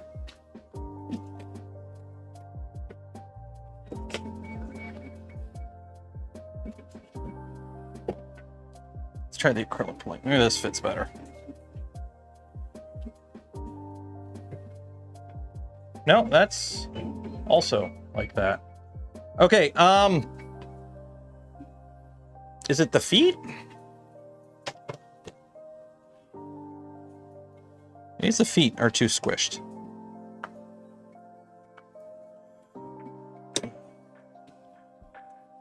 Let's try squishing the feet in a bit more. Like that. I do not want to have to take a Dremel to all these parts, make them fit better.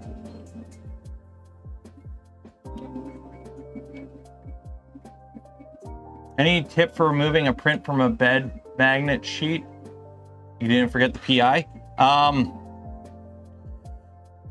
If you can, throw it in the freezer, maybe? I don't know. I'm thinking these feet might be a little too big. And unfortunately, I don't have a lathe, so I can't just chuck the feet in a lathe. So that way to make it fit ain't gonna work.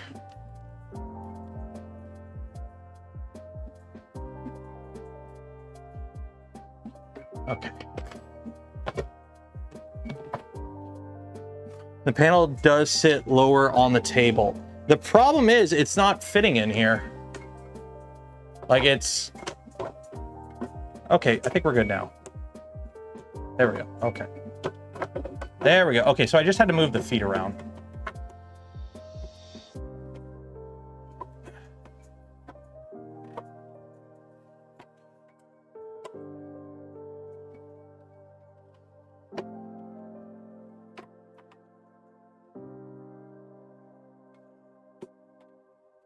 There we go. Okay.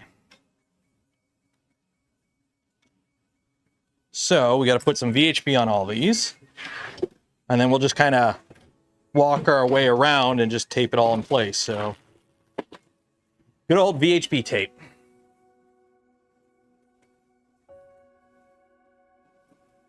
When in doubt, VHP. When not in doubt, VHP. It's like Vision Miner. I put that shit on everything. Do you need to not ever move? VHP. Do you need it to move? Don't use VHP.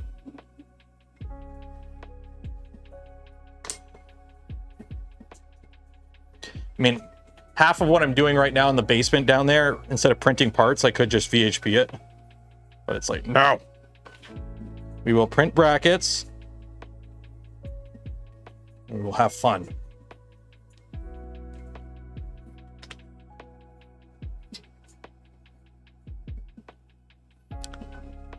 I'm assuming the print in place hinges go in the back. These actually work pretty good for print in place hinges. These are pretty nice. Easy peasy. This is the very first time I have put a bottom panel on a Voron. Bit of ISO. A bit of ISO can help. You'll probably you'll lose the print, although at this point I'm sure you're not too concerned about the print itself. But ISO on a hot ABS print can cause it to like delaminate and crack, and yeah. So you usually want to try to avoid doing that, but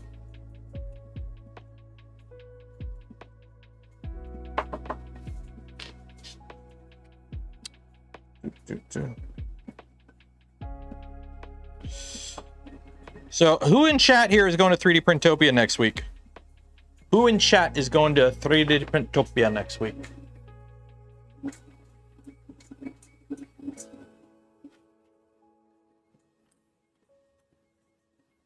3/8, I'm assuming.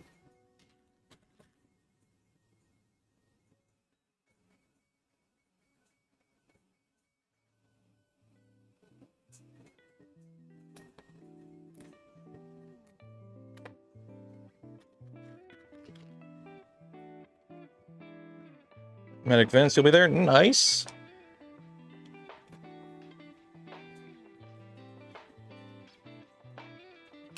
Jeez.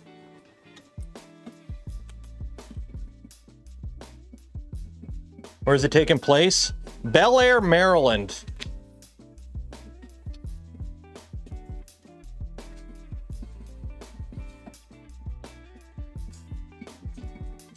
If this is your first time hearing about it and you don't live in the area, you might not be there. But you know what's funny? They changed the name. So it used to be East Coast Rep Rap Fest, and now it's 3D Printopia. And I'll be honest, I like that they changed the name. I'm not a huge fan of what they changed it to, because the worst part is crossing the border and explaining to a border guard what 3D Printopia is. It is such a not like, out of all the names, that is one of them. What have you missed? I'm putting the bottom panel on the printer.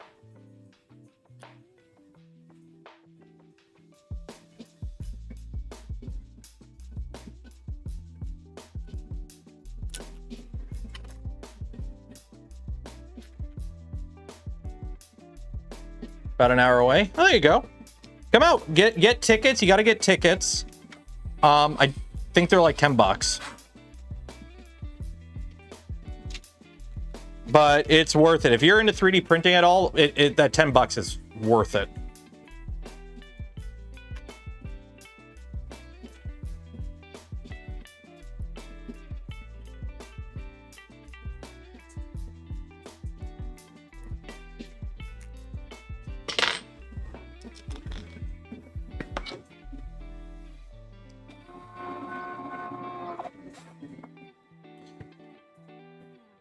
I can't remember if I got a ticket or not.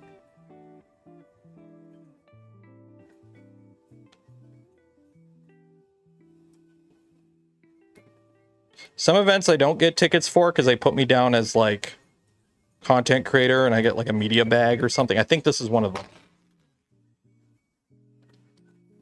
You get to walk in there like Wayne, my backstage pass.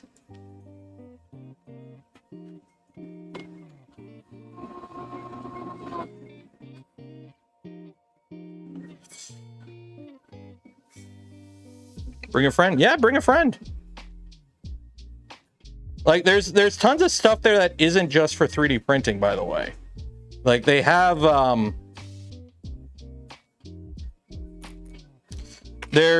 have the, I think the droids are going to be there again. I'll pull up we'll go through the 3D Printopia thing.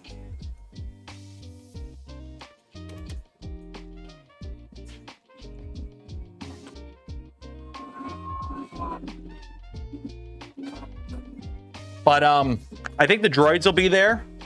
What up here?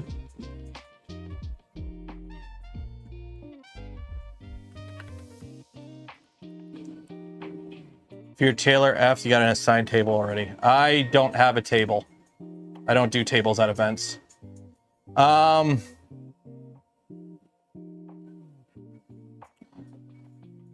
so like these are all the event sponsors. So POLYMAKER, Prusa, New Makers, Hatch Exhibits, I have no idea who they are. Cocoa Press, West 3D, Cookie CAD, Hue Forge, Gloop, Overture Filament, Microswiss, Protopasta, Snapmaker, Epax, Ajax, Diamondback, Filament Stories. I think they have the layout is now.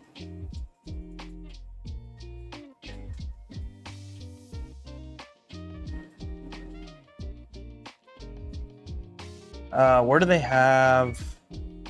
Oh. Here, 1 second. I think I might be on their Twitter. 3D Printopia.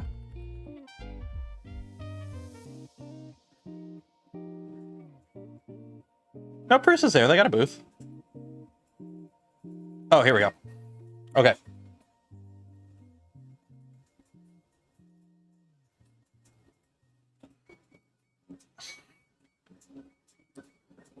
Okay. So, outside fun is Death Racers, Top Fuel Dragsters, Gloop, and Jeff.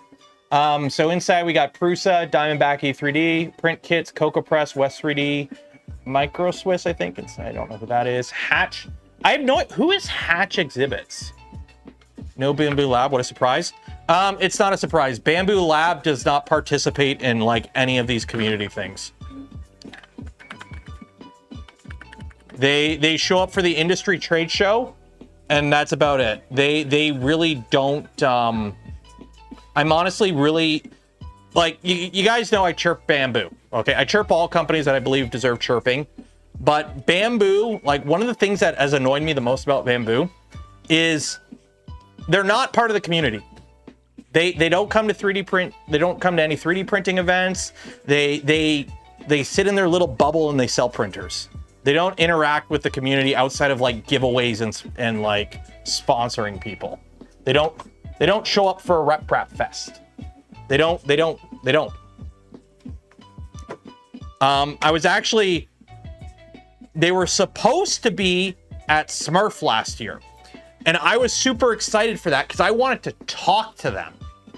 I wanted to be like, hey, I was legit gonna do a video being, hey, thank you for coming out and being a part of the community. You guys have done a lot for getting a lot of new people into the community. It's nice to see that you're finally coming out to these, you know, events and whatnot. And they didn't show up. They just didn't. They had like one person do a sales speech and then leave, I think. And that's about it. So I'm a bit disappointed that they don't, you know, as much as I harp on them about, you know, business practices, the fact that they don't really participate in the community at all, that they rely on so heavily, it annoys me. Like, come on, guys. You have it in your budget to send a couple folks and a couple printers to sit at a booth. Oop. What was that? What is that? Oh, it's this. Okay, it's that. That.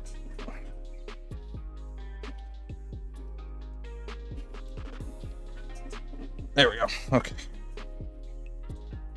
Just the latch. There we go. Okay. There we go. That is the first time. That is the first time in my almost 8 years of building Vorons that I put a bottom panel on a Voron. So, then why do you recommend them? Because they make a decent product at a decent price. Simple as that. They make their A1 series printers are really good at a really cheap price. It's hard to argue with their product. My personal beliefs on, you know, should a 3D printing company show up at a rep fest has nothing to do with little Timmy if that's a good printer for them to buy. Okay, like simple as that. Like my personal beliefs of how a company should operate should not impact your decision when it comes to what printer to buy. If you share the same beliefs as me, then yes. But not everyone cares about things the way I care about things. Everyone has their own personal beliefs and what they are okay with and what they're not. So when you ask me, hey, I don't know anything about 3D printing and my little kid wants a printer to print, you know, this kind of shit on it, I'll probably go, yeah, go get a Bamboo. Oh, you got a little bit more money and you understand open source and you want a printer you can repair and work on. Oh, hey, go get a Prusa. Like, but it is what it is. So while I have my own personal bias and beliefs and things I like and things I don't like in a printer, I know that's not the same for everyone. So yes, I still recommend Bamboo printers, and no, I have some qualms with them. So.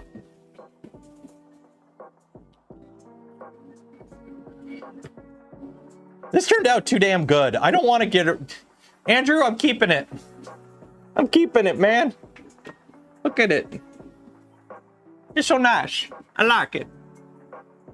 This is the most finished of a Voron I've ever built. Normally, I never get this far. I get it to like, okay, we got the panels on, it's good. Throw it in a closet, throw it on a shelf.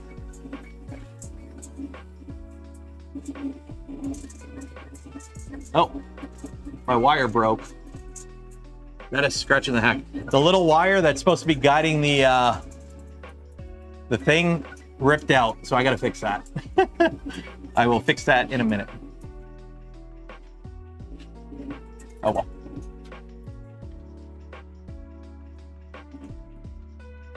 And it does some huge scale 3D printing events and props and stuff. Plus, yeah, let me take, what is this Hatch thing? Hatch Exhibits. What is Hatch Exhibits? I've never heard of them before. Our partners and clients, Google, Make-A-Wish. Okay, so these are big people, but I've never heard of these people before. Okay, the fact that right there is get a quote. Portfolio? Okay, they got some Massifits. They got a Kuka arm. So that, okay, but what do you do? Portfolio. Props and sculpture. Okay, so they're like,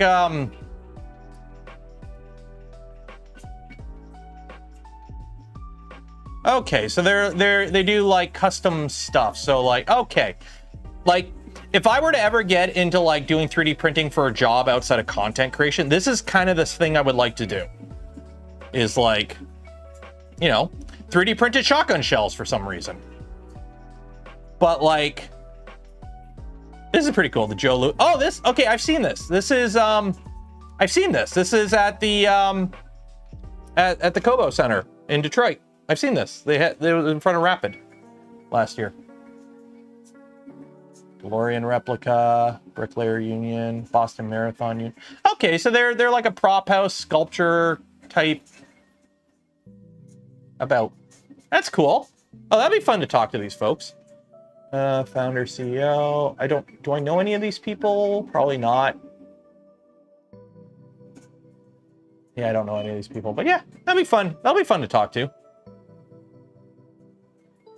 I was wondering what that rattling is. It's a stupid... The piano cable that I use to hold it up, that we kind of hope that just, you know, we'll just melt it into the plastic. Yeah, it's shot out. So now it's like half supported and it's flapping in the breeze. I would fix it, but it's printing ABS. You know what? It's annoying me. One second. Let me get a zip tie here. We'll just zip tie it quickly. Oh, this is gonna ooze. Okay, wait till it's back on infill. Pause. Okay, don't burn myself. Ah! Oh, it's so hot in here.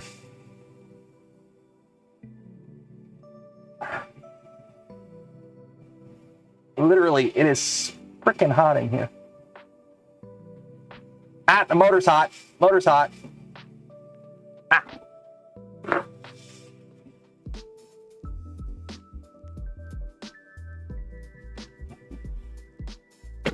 Resume.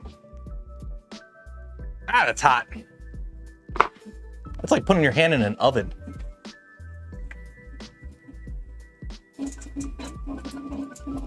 Okay, something else is rattling. There is a loose screw somewhere. And I don't know where. But there is a loose screw in there somewhere. And I don't know where. Okay, so what am I thinking on this? So here's the conundrum. We need to figure out how to... How can we lock this in position? This is easy. You just move that to the back, and you just Velcro it. You just have a little piece that goes across the top, and you just screw them together. That's easy. So then what do we do for the Z? How do we stop this from moving up and down during transport? So what if you have... Oh, that's right, the rail's under there. So what if you have like a 3D printed block that sits under here, right? And then you just have a Velcro tie that goes up through it, and you just Velcro it in place. And that just locks it in place. Could do that. This is easy because you just have a little printed bracket that comes across. So you just have like a little printed bracket with two T-nuts, one there, and you just two screws. That locks that in place. Those Z-axis locks. Oh yeah, that's right. Voron Z-axis lock. What are they called? Voron mods. Something like this? Is this it?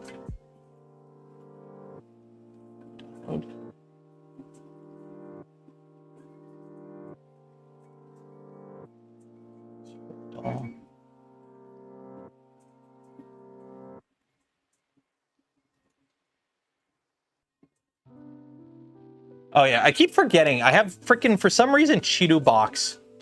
Okay, I gotta put Windows 3D Builder on this computer. 1 second. Store. Microsoft Store. Yeah, because then you can just hang it from the top and call it a day. 3D Builder. The fact that Windows 11 doesn't come with 3D Builder is so bloody annoying. Everybody's... Oh, I have 3D Viewer.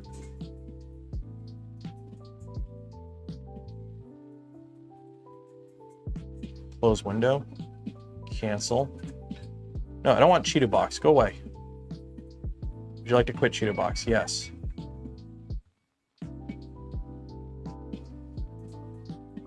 Okay, so properties, change.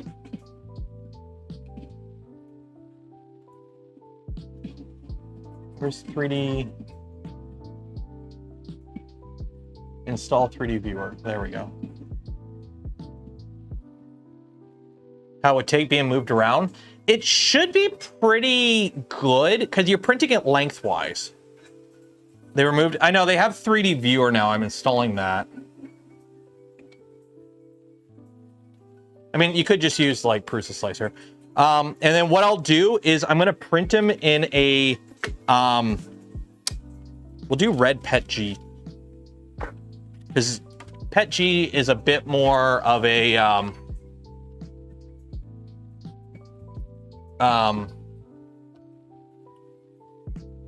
I want to use red so it stands out, and PETG because it's PETG. It's got really good layer adhesion, less likely to break, hopefully. Okay, so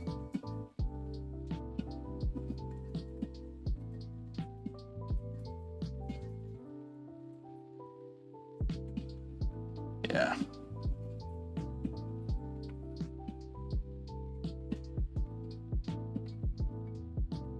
So that should work.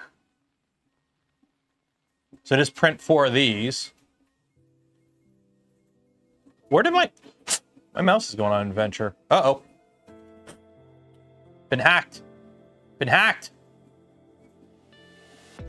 Work. Mouse. You have new batteries. What are you going on? There. Oh my god. Mouse. Respond. You have new batteries. Why are you doing this? Okay.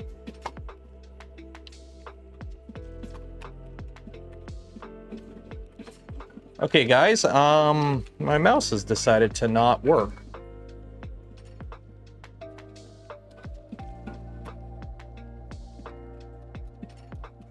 Well, okay.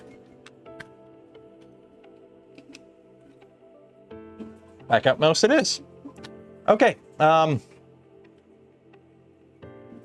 So if I print a bunch of these, that should work. So let's see here. Let's see here. What is, let me plug this back in. I want to see where home is. And then I got to figure out which one of these to print. Oh, something, there is a loose screw in here rattling to all hell and back. I can hear it. And it's not happy. It is not happy.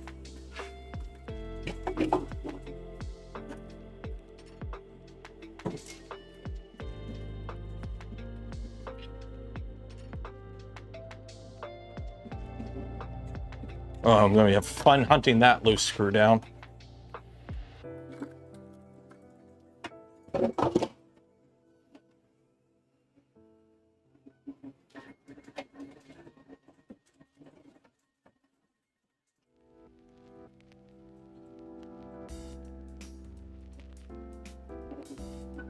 Okay, loading filament. You are Petchy.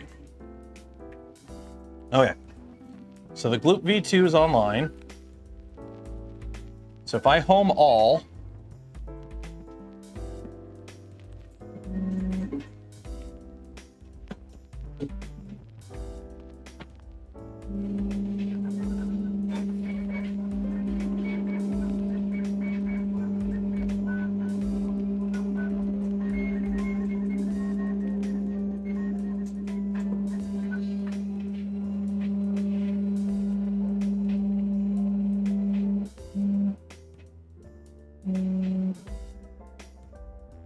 so we're gonna need, let's do 200 then. So we'll print the 200mm one. It's a slicer. That is not happy. That is so not happy.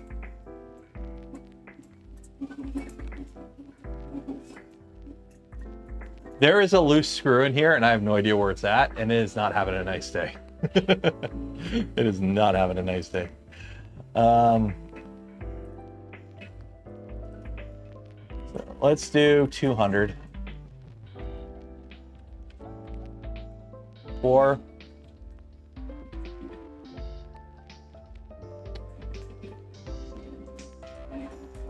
We got having to look for that ball after, yeah. Okay, so print settings. We're gonna print with like 5 wall, 5 top, 5 bottom. I want this to be solid. 2% infill. This is Pru Cement, Pet G, structural, slice now. Retract and filament. So these should hold it in place. So you just lock them in. And I mean, to be fair, you could put these in the bottom too. I'm just printing them to go on the top, but you could put these in the bottom too, right? Like it's just designed to keep it from falling apart on you.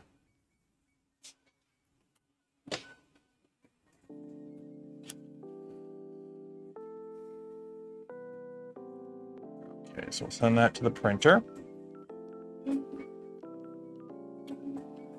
Just an extra screw. I can't believe this mouse died. Then again, I probably should not be using literally like Walmart brand mice that have been dropped and beaten to shit so many times. That's probably why it doesn't work. It's a Walmart mouse. I probably should get some proper actual wireless mice instead of like 15-year-old wireless Microsoft mice. It doesn't even have a back button. So we can't do CAD because using a mouse without a back button just breaks my brain. I can't do it. Okay. So we got 50 minutes left. What are we gonna do? Let's print something on here. Let's do some more printing because that's got to do that. What is another fun test print that we can print? That's a test print that we can print. That's a test print. More test prints. Let me check the printer that I need to babysit. How are you doing on filament? You still got a bunch? Yes. Or actually, shoot. Yeah, you still got a bunch.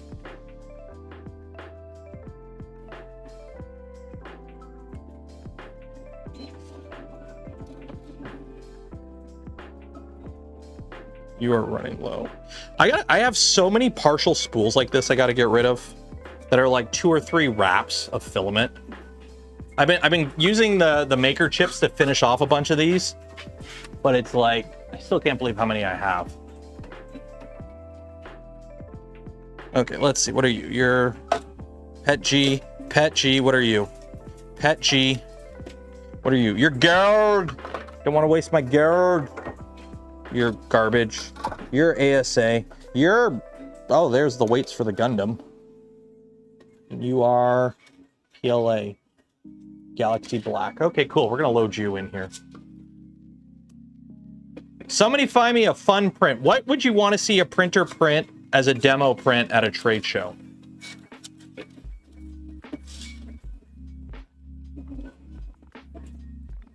What's your go-to fun print?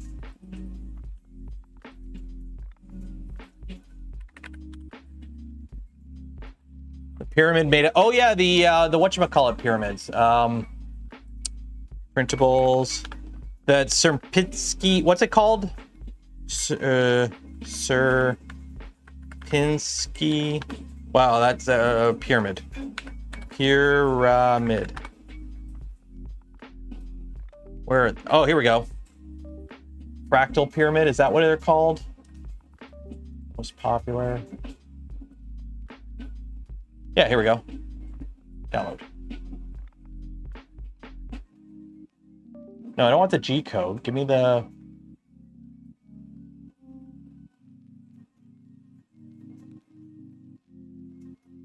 Oh, there's so many. Okay, which one do I want? 50 millimeter, 25, 90.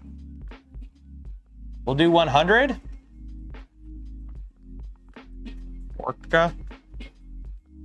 Okay, let me open a new instance of Orca.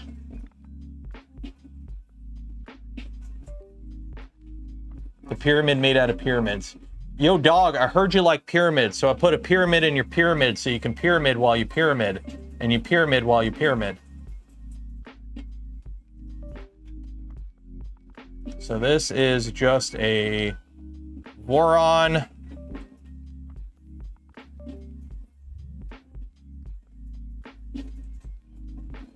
No, not a trident.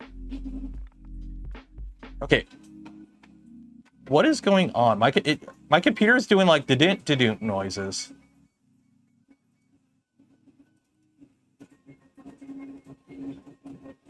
And face mode. Face.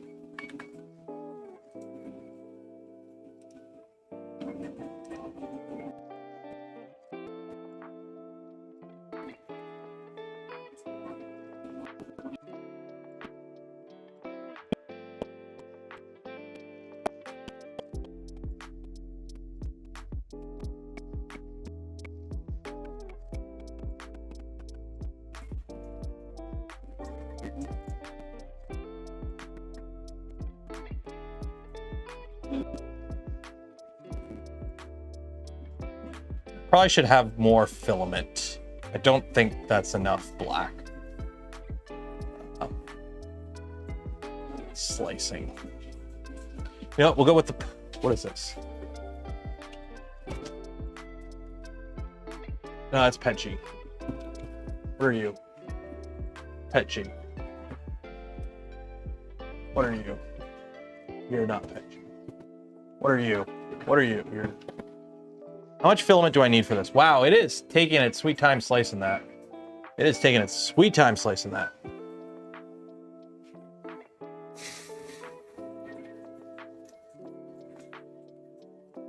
I keep forgetting I don't have a lot of PLA out here in the garage. I mean, I do. I ordered some, but I don't want to waste it. I got Galaxy Black. I got a bunch of Galaxy Black. Why is this taking so long? 15%. Well, it's vase mode. Sir Goops a lot. Well, I have the, I don't have one out here. The, oh, here we go. Galaxy Purple. We'll do Galaxy Purple. Or actually, let me grab the partial spool of Galaxy Purple that I already have open downstairs. Let me go grab the Galaxy Purple from downstairs. Because everyone likes Galaxy Purple. Go down here.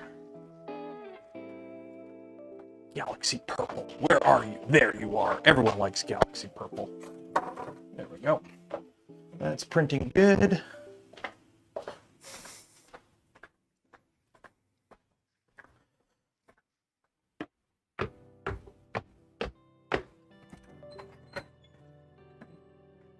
There we go. Still at 15%. What the heck's going on here?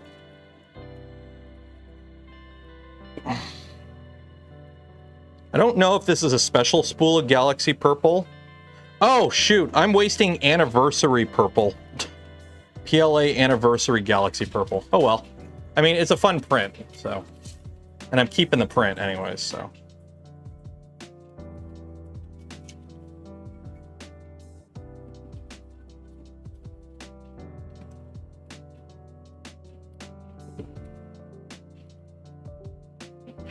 Yep. And of course that's tangled. How do you tangle a spool this quickly? Untangled, dang it. Oh my god. Whatever.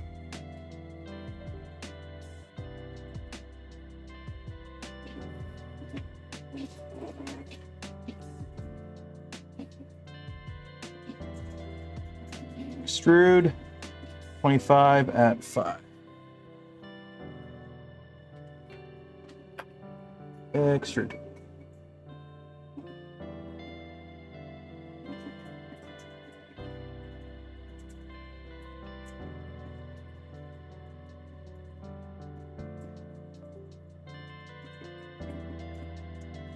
Extrude. I can see the filament coming in, nothing's coming out.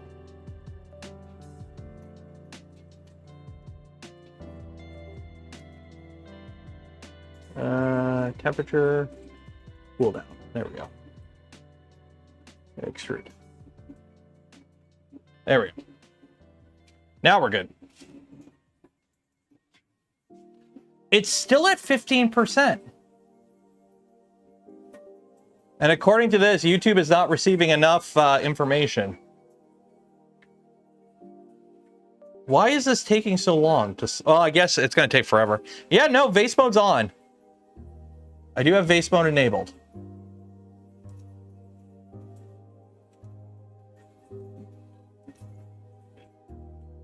Oh my god, it is...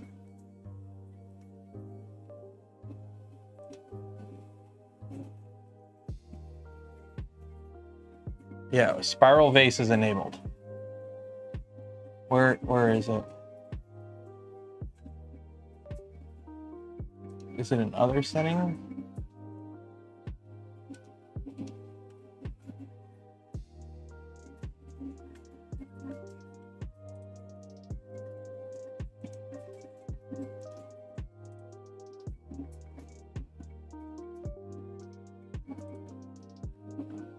Took 45 minutes. Oh, geez. Okay. My poor computer is freaking out because my mouse is dying. So let me unplug the mouse because it is like just do-do. There you go.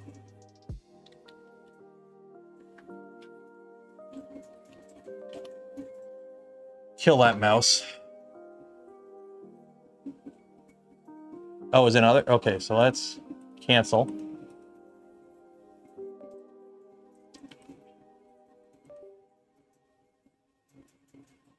This computer is not having a fun day. Yeah, I can hear the window sounds too, and I don't know what's causing it.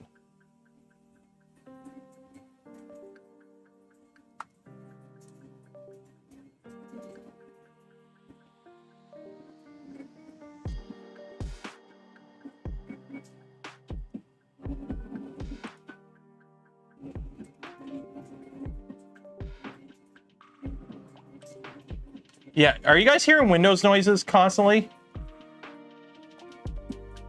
Oh, I should have saved. Well, whatever. Okay, what is going on here?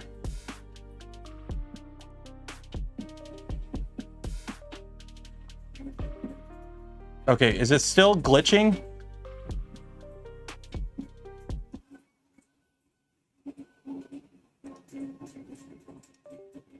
Okay, what is going on here?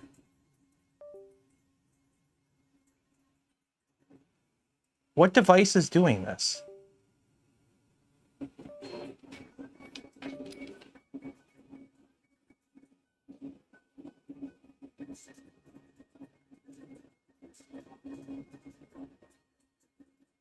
Did it stop?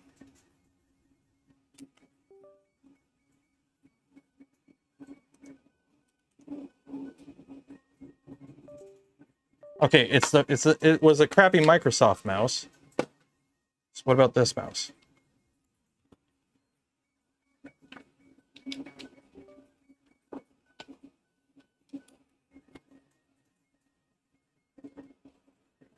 Are we? I think we're back.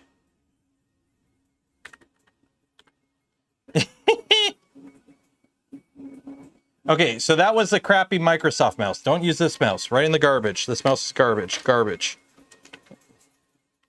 How do I get the battery out of here? Yeah, garbage. Okay, prepare. So we want base mode.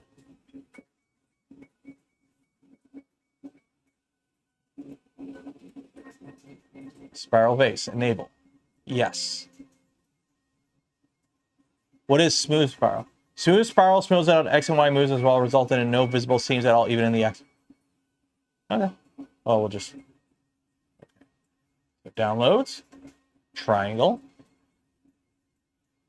slice plate.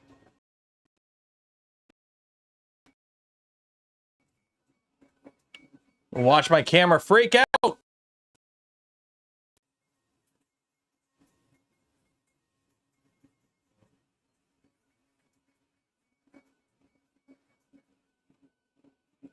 Don't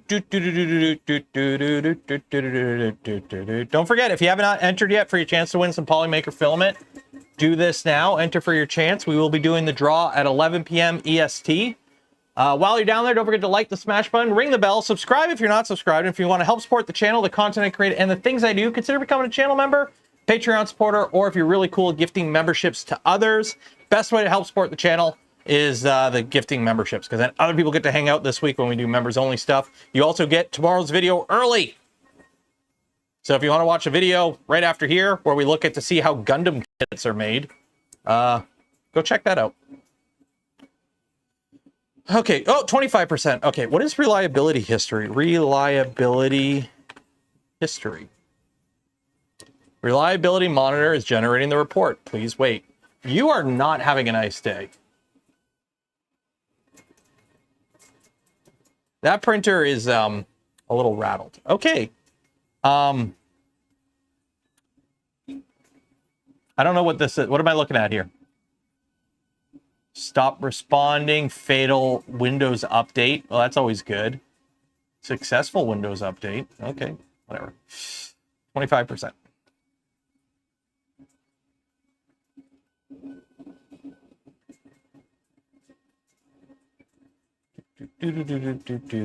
Also, don't forget, if you have not entered yet, community challenge.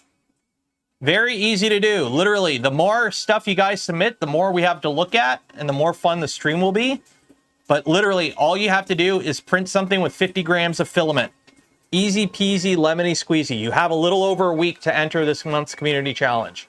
And everyone here who has a printer should be doing something for this challenge because, hey, it's free filament. All you got to do is print 50 grams of filament. You can win a kilogram. Easy peasy. And you get a free hat. Everyone wants that free hat. So, please tell me Orca didn't crash. 25%. How's this printer coming along? How's this coming along? Webcam. We good? We're good. Should have the webcam aimed at the spool, but... No, it was the crappy mouse. The mouse kept, like, connecting and disconnecting. And I think it was the mouse itself. It is so dark on this side of the garage. I have, like, one itty-bitty light on this side of the garage to light things up. And it is not that good. Let me turn on the big light over here. Let there be light. Well, there we go. Brighter. There we go. Behold! Flash! Ah! 35%. 35%. Where'd the music go? There we go.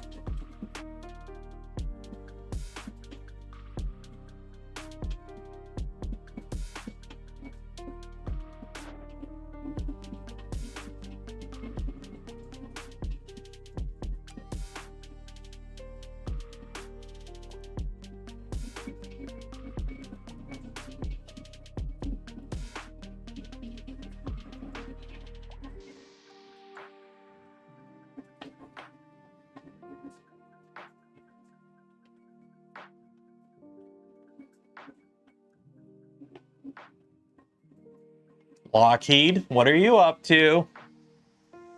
What are you up to, Lockheed? What you doing? What you doing?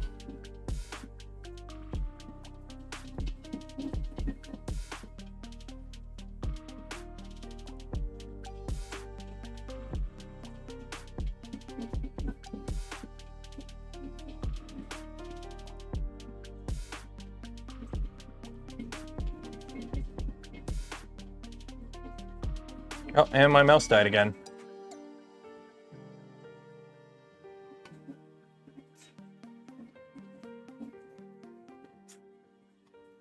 Okay, I gotta... What's a good, cheap, reliable wireless mouse? I need to buy some. I need to be first to... Well, to be fair, there is the rumor about the Dark Star, which is like the SR-72 or 72 replacement. Or no. Yeah, the SR-72, because there's the SR-71, but that's been retired for a while. So it's like, what you cooking up there? What you got cooking there? Do I have the... Oh, I do have the bamboo mouse kit. Oh, where'd I put it? Oh, I have it somewhere. I gotta find it. It might be downstairs. I gotta find where I put it. I do have the bamboo mouse kit. Let me find it. We'll print the parts for it. I'll print them on a Prusa, and we'll do that on a Twitch stream this week or something. We have to also on Twitch this week. We're gonna be fixing my Game Boy.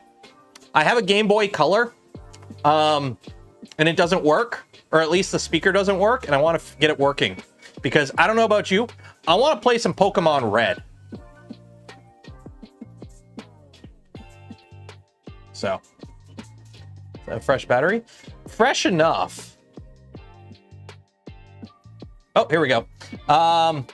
It is a 9-hour print, 91 grams of filament. Export G-code file. There we go. Oh, come on. Come on. Oh. Oh, we lost it. Where'd it go? Nope. Nope, come on. It's It's literally right here. Come on. Oh my God. Oh my God.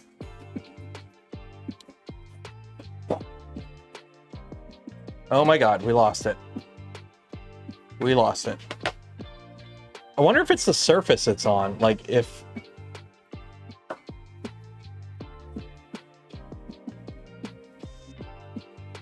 Oh my God, what is going on here?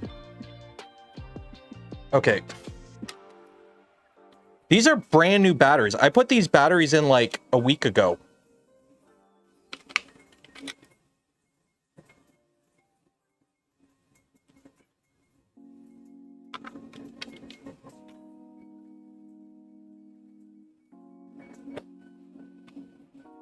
Okay. This is... Okay, it works for... Okay, it's the motion on it is fucked. It can't detect motion, but it detects mouse clicks. Like, literally, it doesn't move, but, like, when it clicks, it's super reliable.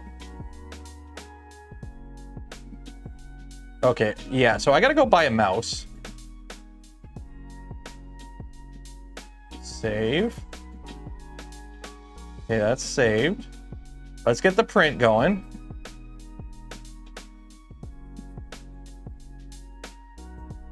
Yeah, okay.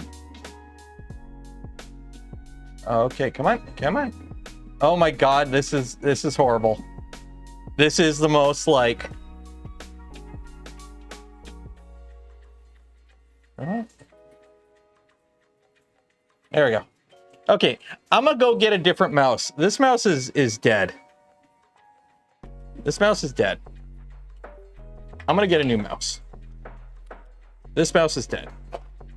Here, watch this. I would put it on the other one, but I literally can't. Let me go grab a different mouse.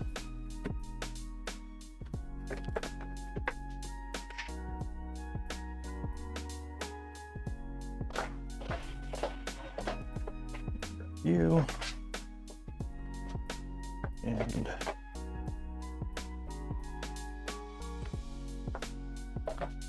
grab.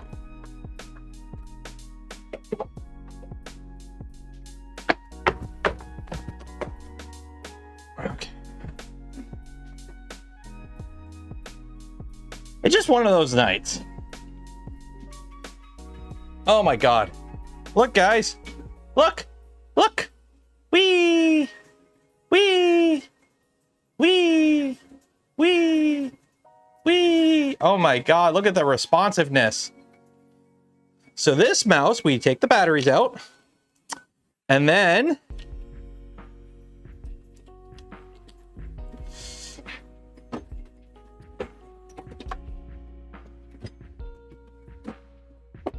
If we get 15 gifted memberships before the end of the stream, I'll crush this in a vice.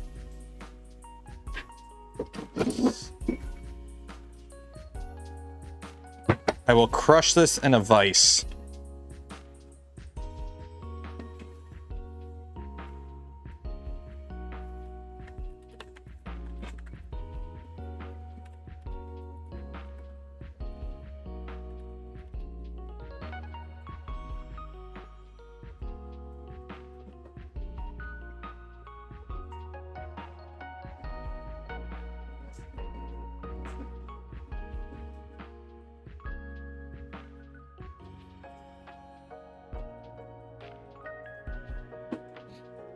There we go.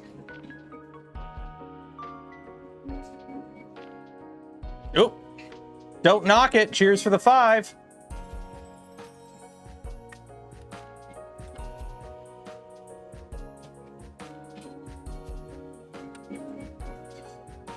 See, Twitch has it all automated. You got to do it manually here. So 5 will get you me putting it in the vise. Now, here's the question. What is the most economical way to crush a mouse? Should it be a vertical squish, like this, a horizontal squish, or a longitudinal, longitudinal,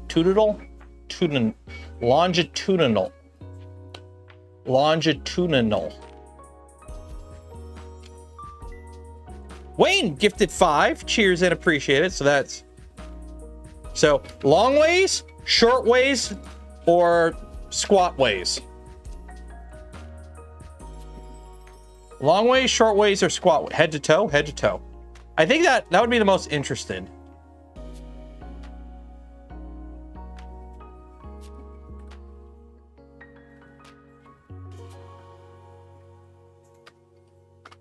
Your brain is broken? Yeah. I mean, it's been a long week. I mean, we could try this. So, there we go. So that's that. But unfortunately, we can't really start yet because we're only at 10 of 15. So let's set this up so I actually have some room.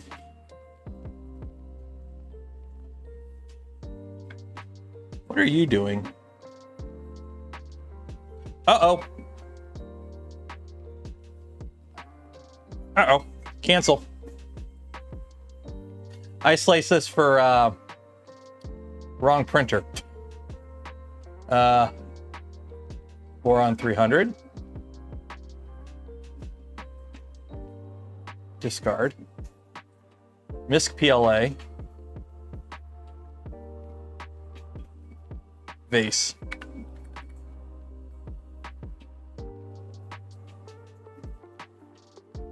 Yes. Okay. I'm like, why is this taking so long? It is because it was in ABS mode. It was trying to do an ABS print. Cancel print. Yeah. Okay. Oh, Stephen Labad gifted 5 community memberships. Cheers and appreciated. We will now crush the mouse once I get this slicing. Okay, so we got Misc PLA, that slice plate. And then you stop. G-code files. Delete that. There we go. Okay. Now we wait for that to slice. Okay, so now we crush the mouse. Ooh.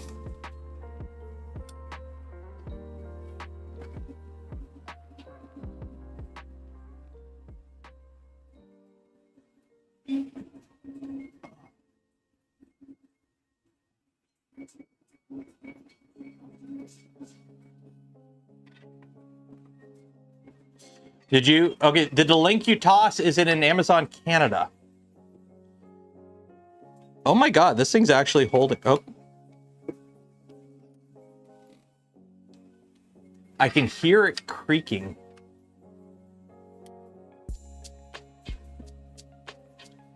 Should I have safety glasses on for that? Oh, no, the shell's opening up. I can see through it.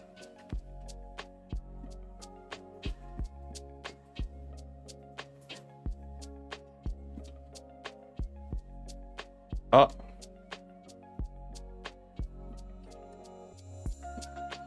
Well, I don't have anything to drink, actually. Mouse creep, yep. Oh! Do we keep going, or do we inspect? Keep going.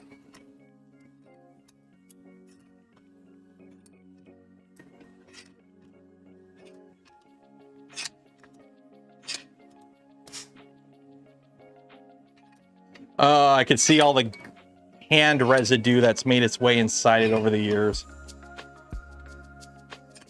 The fact that it's got a brown piece, ooh. Those are just KW10 micro switches everywhere.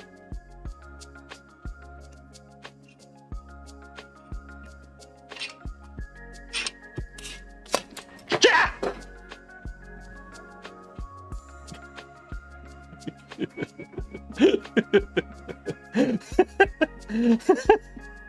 Okay, let's see what we got. That, and then it exploded. Okay, so here's the dongle survived. The mouse wheel is here. So that went in there. Okay, so that's how it counted the mouse wheel. So this is it. This is the whole circuit. Look at it, just KW10 micro switches. There's the LED for that. The on-off switch is broken. But I mean...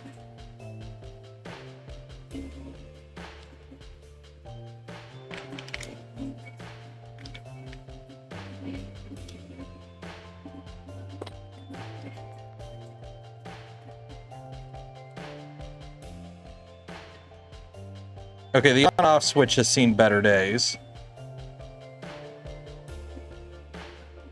But, okay, so it doesn't turn on anymore. I'm sad to report it no longer functions, guys. The mouse no longer mouses.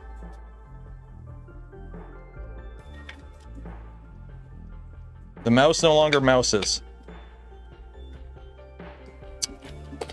Oh well. And I'm pretty sure those batteries are dead too.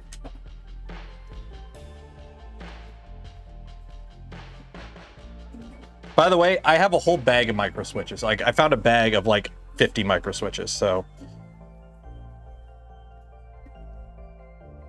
Cool. I mean, I don't think there's anything in here worth salvaging, so, Oh, here we go. Oh, shoot, I have brim enabled. No brim.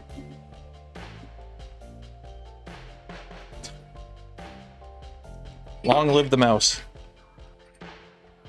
I mean, this is the quality content you guys come here for.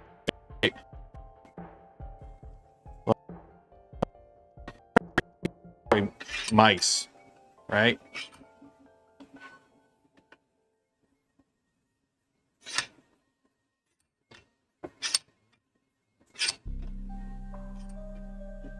That's what you get for ruining my stream.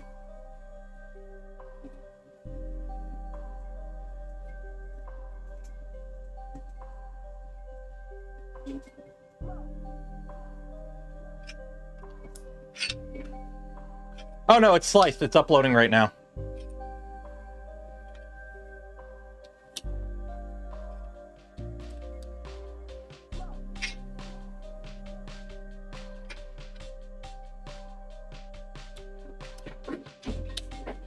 Uh-oh. Okay. 1 second. Ah. Yep. Okay. So, perfect timing. Perfect timing. Perfect timing. Because this guy, okay, you can watch that, is out of filament. And I know it's out of filament because it throws the spool when it's empty. That's the easiest way to know when this printer runs out of filament. It literally yeets the spool. And that's how you know it's out.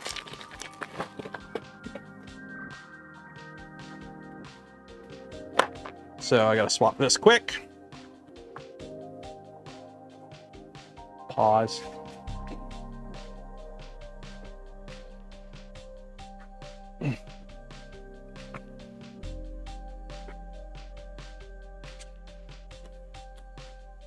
Get back here, get back here, get back here. Get back. Lock. 5, 6.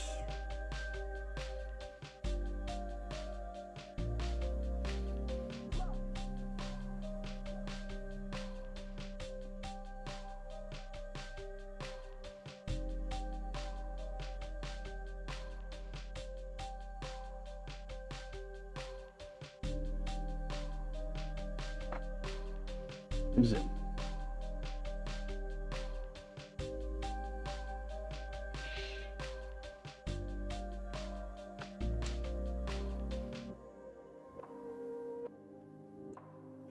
There we go. Back to work.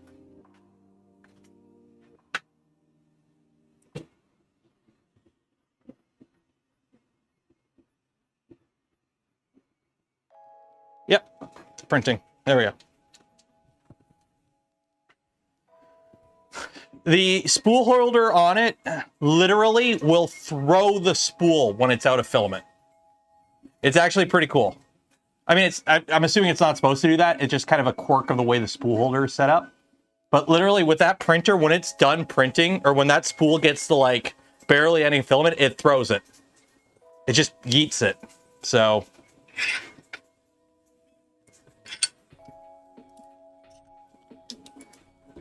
it has a filament sensor in the tool head. I don't like it though, because it's so close to the hot end that if it's printing a long straight line, it will suck filament past the extruder gear and you can't retract it. And I've actually had it fail to feed in new filament and line up with the old. And it did that a couple times. So I disabled it. So when I have the Enraged Rabbit cared feed, or when I put the box turtle on it, I'll have to fiddle with it to get it to be more reliable. But in the meantime, I'm just manually, yeah. Oh, we snapped that PCB right in half. So if you're wondering, this is what happens to mice that betray me. They get dissed in the bin.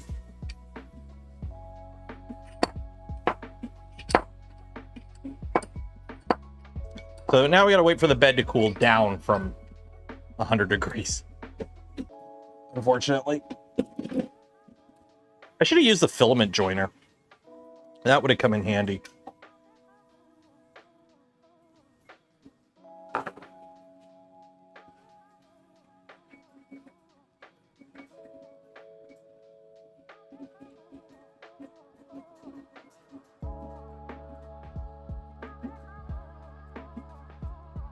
Oh, congrats, Rain. That's cool. So you got a... Oh yeah, that's gonna be a cool little booth. Rain, just so you know, I'll probably want to do a video with you if you're here. I want to do a video with you.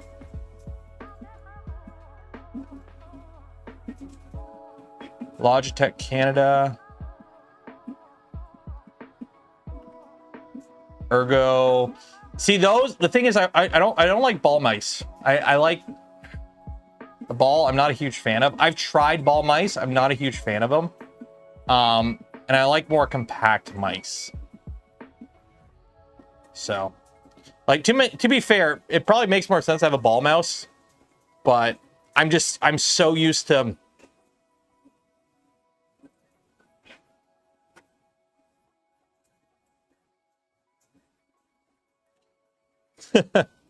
Keep the remains. This is what we do with the mice that do not listen. They get the clamps.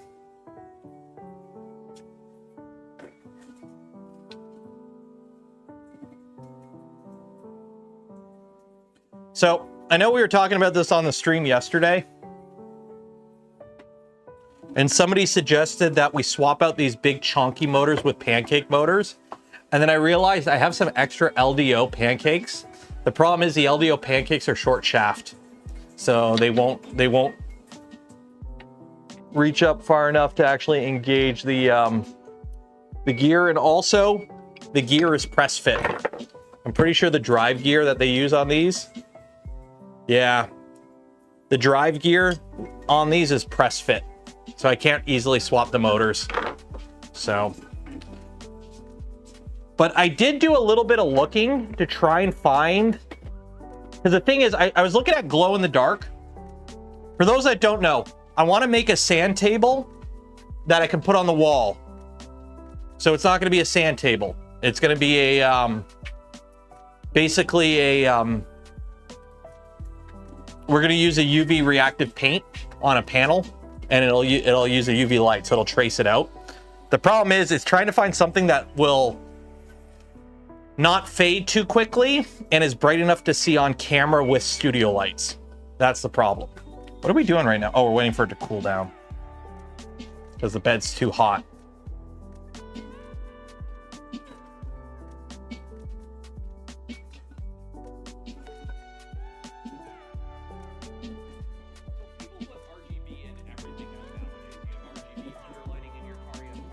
I don't know if you can hear, but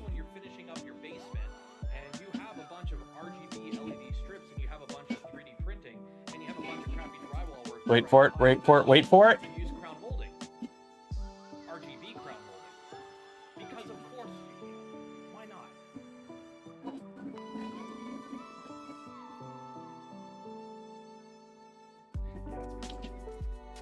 You don't really need to hear it, just be talking like, you know, why do crown molding when you can do RGB crown molding?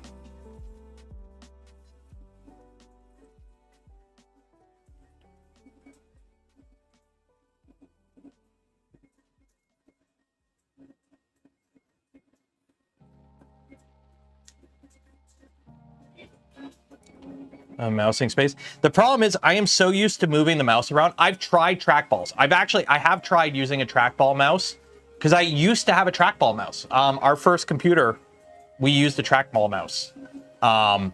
It was more of the flat top ones, but we quickly moved over to a regular mouse. But I tried. I couldn't. I don't know. Not my jam. Not my jam.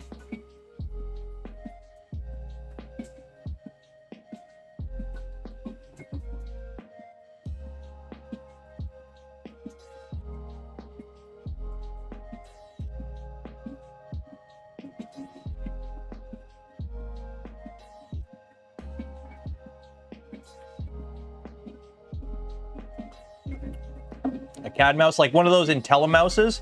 I have, not a lot though, because I only like played with it at work for a little bit.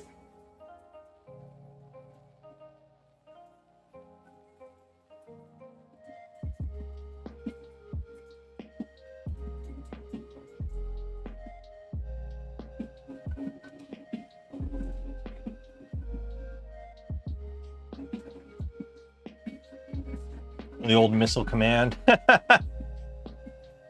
Just yeah, I remember that. I remember.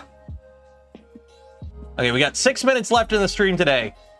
So if you have not entered for your chance to win some Polymaker filament, do it now. Because we're going to be doing the giveaway in a minute. I'll post pictures of this whenever this finishes.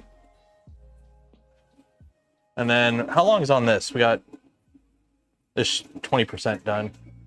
Oh, how's the Pet G print doing? Oh, it's doing good. Game with a trackball. Yeah, that's another thing too. I do play video games occasionally, so. And by the way, I'm printing, you know, I'm printing PLA. I'm printing with the door closed because this will be printing with the door closed probably at events. Just kids.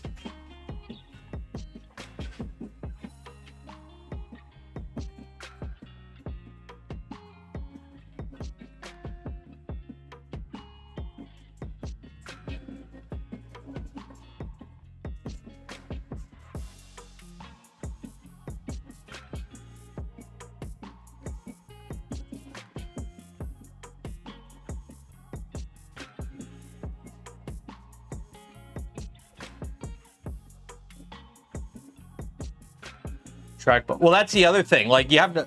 I use 4 different computers regularly. Well, three computers regularly. I have my main desktop. I have this computer that I use for streaming, and then I have the computer in the basement that I use for streaming. So I would have to, like, I don't like switching between stuff that often. It's nice. Like, I try to keep all my setups the same. So even the fact that I have different keyboards on every computer throws me off. This keyboard is different.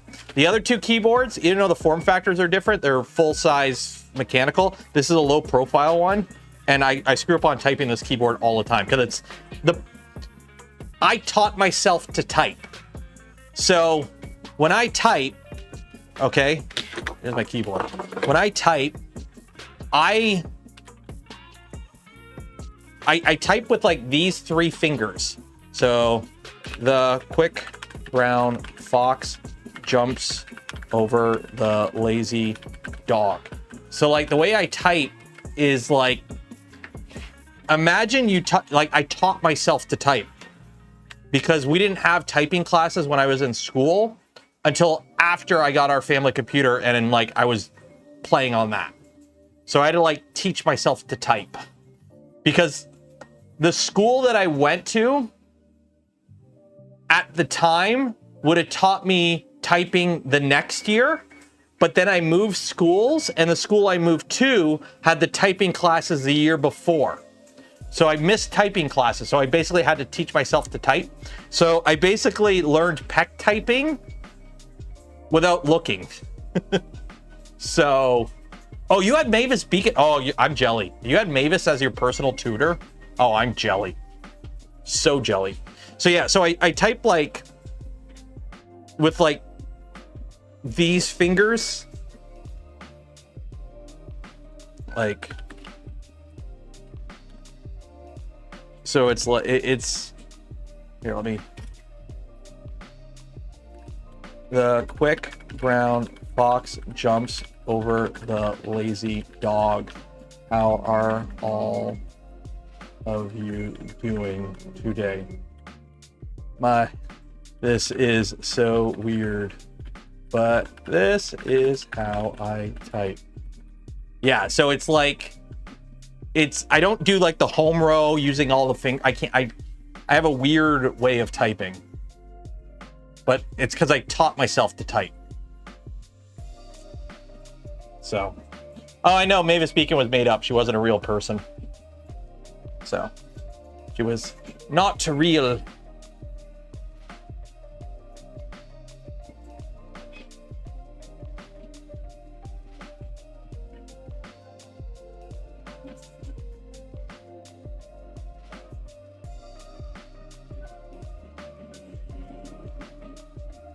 Ultima 5. So for me, I had to learn it. We had our family computer. We got a family computer. I want to say, oh geez, when did we get our family computer? Late 90s, like 98, I think, around there. And we had Macs. Like the school I went to had Macs. So it was really weird because I didn't understand the whole like formatting a when you format a floppy disk for a Mac, it doesn't work on a PC. So there's like, I formatted my floppy disk at school. I put my file on it to work on it at home. I go home, I put it in the computer. It's like, you have to format it. So I format it and, oh, where'd my file go? I didn't know formatting deleted everything. So yeah, that was fun. But I think it was StarCraft Online. Playing StarCraft Online, I had to learn how to type for like, because, you know, you just hung out in BattleNet and chatted and played like custom games and shit. And then I got into World of Warcraft and all that, but that was before, or StarCraft was before that, so. Now if you really want to mess up your keyboard, get used to Kinesian Advanced. Oh, dude, like those keyboards where you're like, I'm locked in, I'm programming. Yeah, I can't do that. It doesn't help my like left-hand finger dexterity is all whack. Like I can't, my left hand is nowhere near as capable as my right hand when it comes to like typing.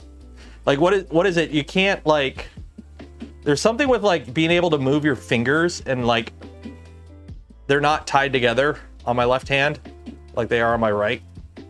Like trying to, like this hand I could do that. This hand I could do every individual finger. This one, it's like they're all like tied together. I can't move my pinky in without like everything else moving on this hand. Okay, let's do a giveaway. Let's do a giveaway. Who wants free shit? Put your hand up in chat if you want free filament from POLYMAKER. Put your hand up in chat if you want your free filament from POLYMAKER. Create, publish. No more accepting responses. Save your name in chat. Copy. Control A. Delete.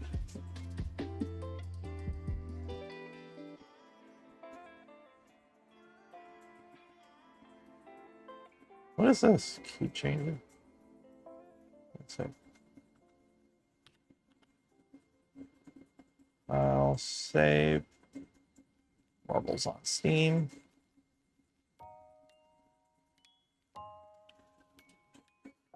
Oh, that's a really good first layer. Engagement! Yay!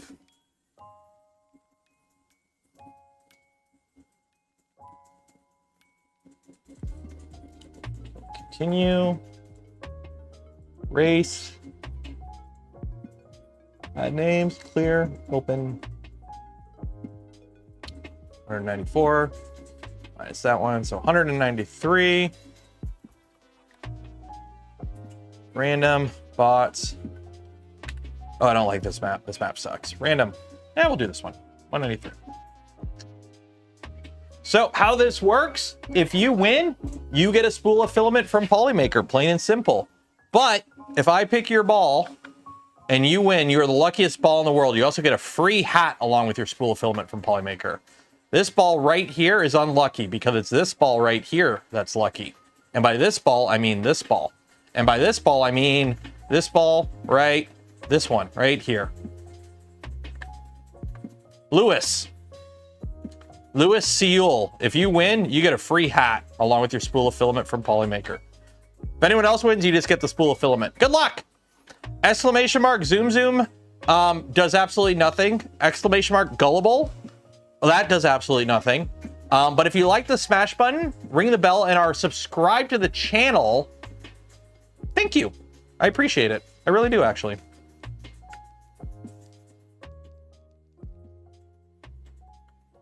No one has won the free hat. You just have to believe. You just have to believe. I mean, here's the thing. Every stream I pick somebody. So if you're here often enough, your name will probably get picked. The problem is you have to get picked and then win. And everyone seems to fail that second part. Go, Da Vinci. You got this, Da Vinci. Get in your, like, weird tank flying contraption thingy. You got this.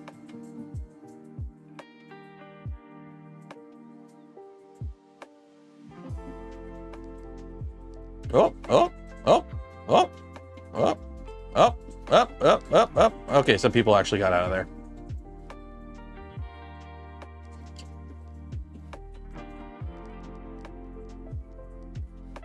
A lot of ball talk. I know what's on your mind. Hey-oh. Oop, oop. Mike T.O. You got a big bump from that spinner. Mike T.O. Control F. Mike. Help us if I actually type it in. F. Mike. Not that Mike. Not that Mike. Okay, there's a lot of mics apparently. There you go. Okay.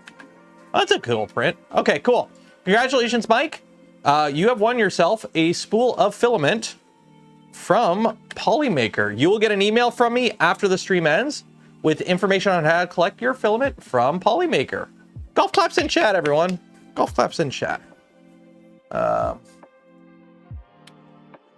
Hello, Nero 3D. I'm not Nero 3D. Nero 3D is my online name. The channel account is Canuck Creator. Hi, Nero 3D. Hope this message is finding well. I'm Kelsey from Temu. The fact that Temu has a one-click reply button to accept their endorsement and start making the video tells you everything you need to know. Tells you everything you need to know. The fact that they've had to automate the acceptance and how much they actually care about who you are. The whole process is automated with them, I bet. It's all bots. So anyways, congratulations, Mike. You will get an email from me after the stream ends with information on how to collect your filament from POLYMAKER. There will be a stream on Tuesday. That will be the last regular stream before 3D Printopia. There will be Twitch streams. For those that don't know, I do have a Twitch channel, Nero3D on Twitch. Go follow it. Basically, on the days I'm not doing normal channel stuff, we're hanging out on Twitch and doing whatever. It's just hangout streams, nothing serious, sometimes serious. We might play some games, we might print some stuff, we might just shoot the shit, we might watch some YouTube videos about how it's made. Who knows? It's just kind of like side project hangout shit. Because I like streaming, but the problem with YouTube is you have to have like a thing. So it's nice to be less stressed doing content. Anyways, go follow me on Twitch. I'll probably do some Twitch streams between now and then. There will be a channel member stream on either Wednesday or Thursday, though. So if you're a channel member or Patreon supporter, pay attention in the Discord for that notification. And there is a video coming out on the channel tomorrow. If you are a channel supporter, it's already available for you already. And shout out to POLYMAKER for the spool of filament we gave away this stream and every stream. Links for all of them and more in the video description. Some of them, like the Gamer Subs link, use code Canuck, save some money. And for those that donate to the channel, gifted memberships to others, or became members of the channel yourself, I thank you. Would not be able to do the things I do, create the content I create. Without your continued support, you make it all possible. I'm Taylor, Canuck Creator. Enjoy the rest of your weekend. Be safe out there. Wash your hands. And I'll see you in the future. Good night.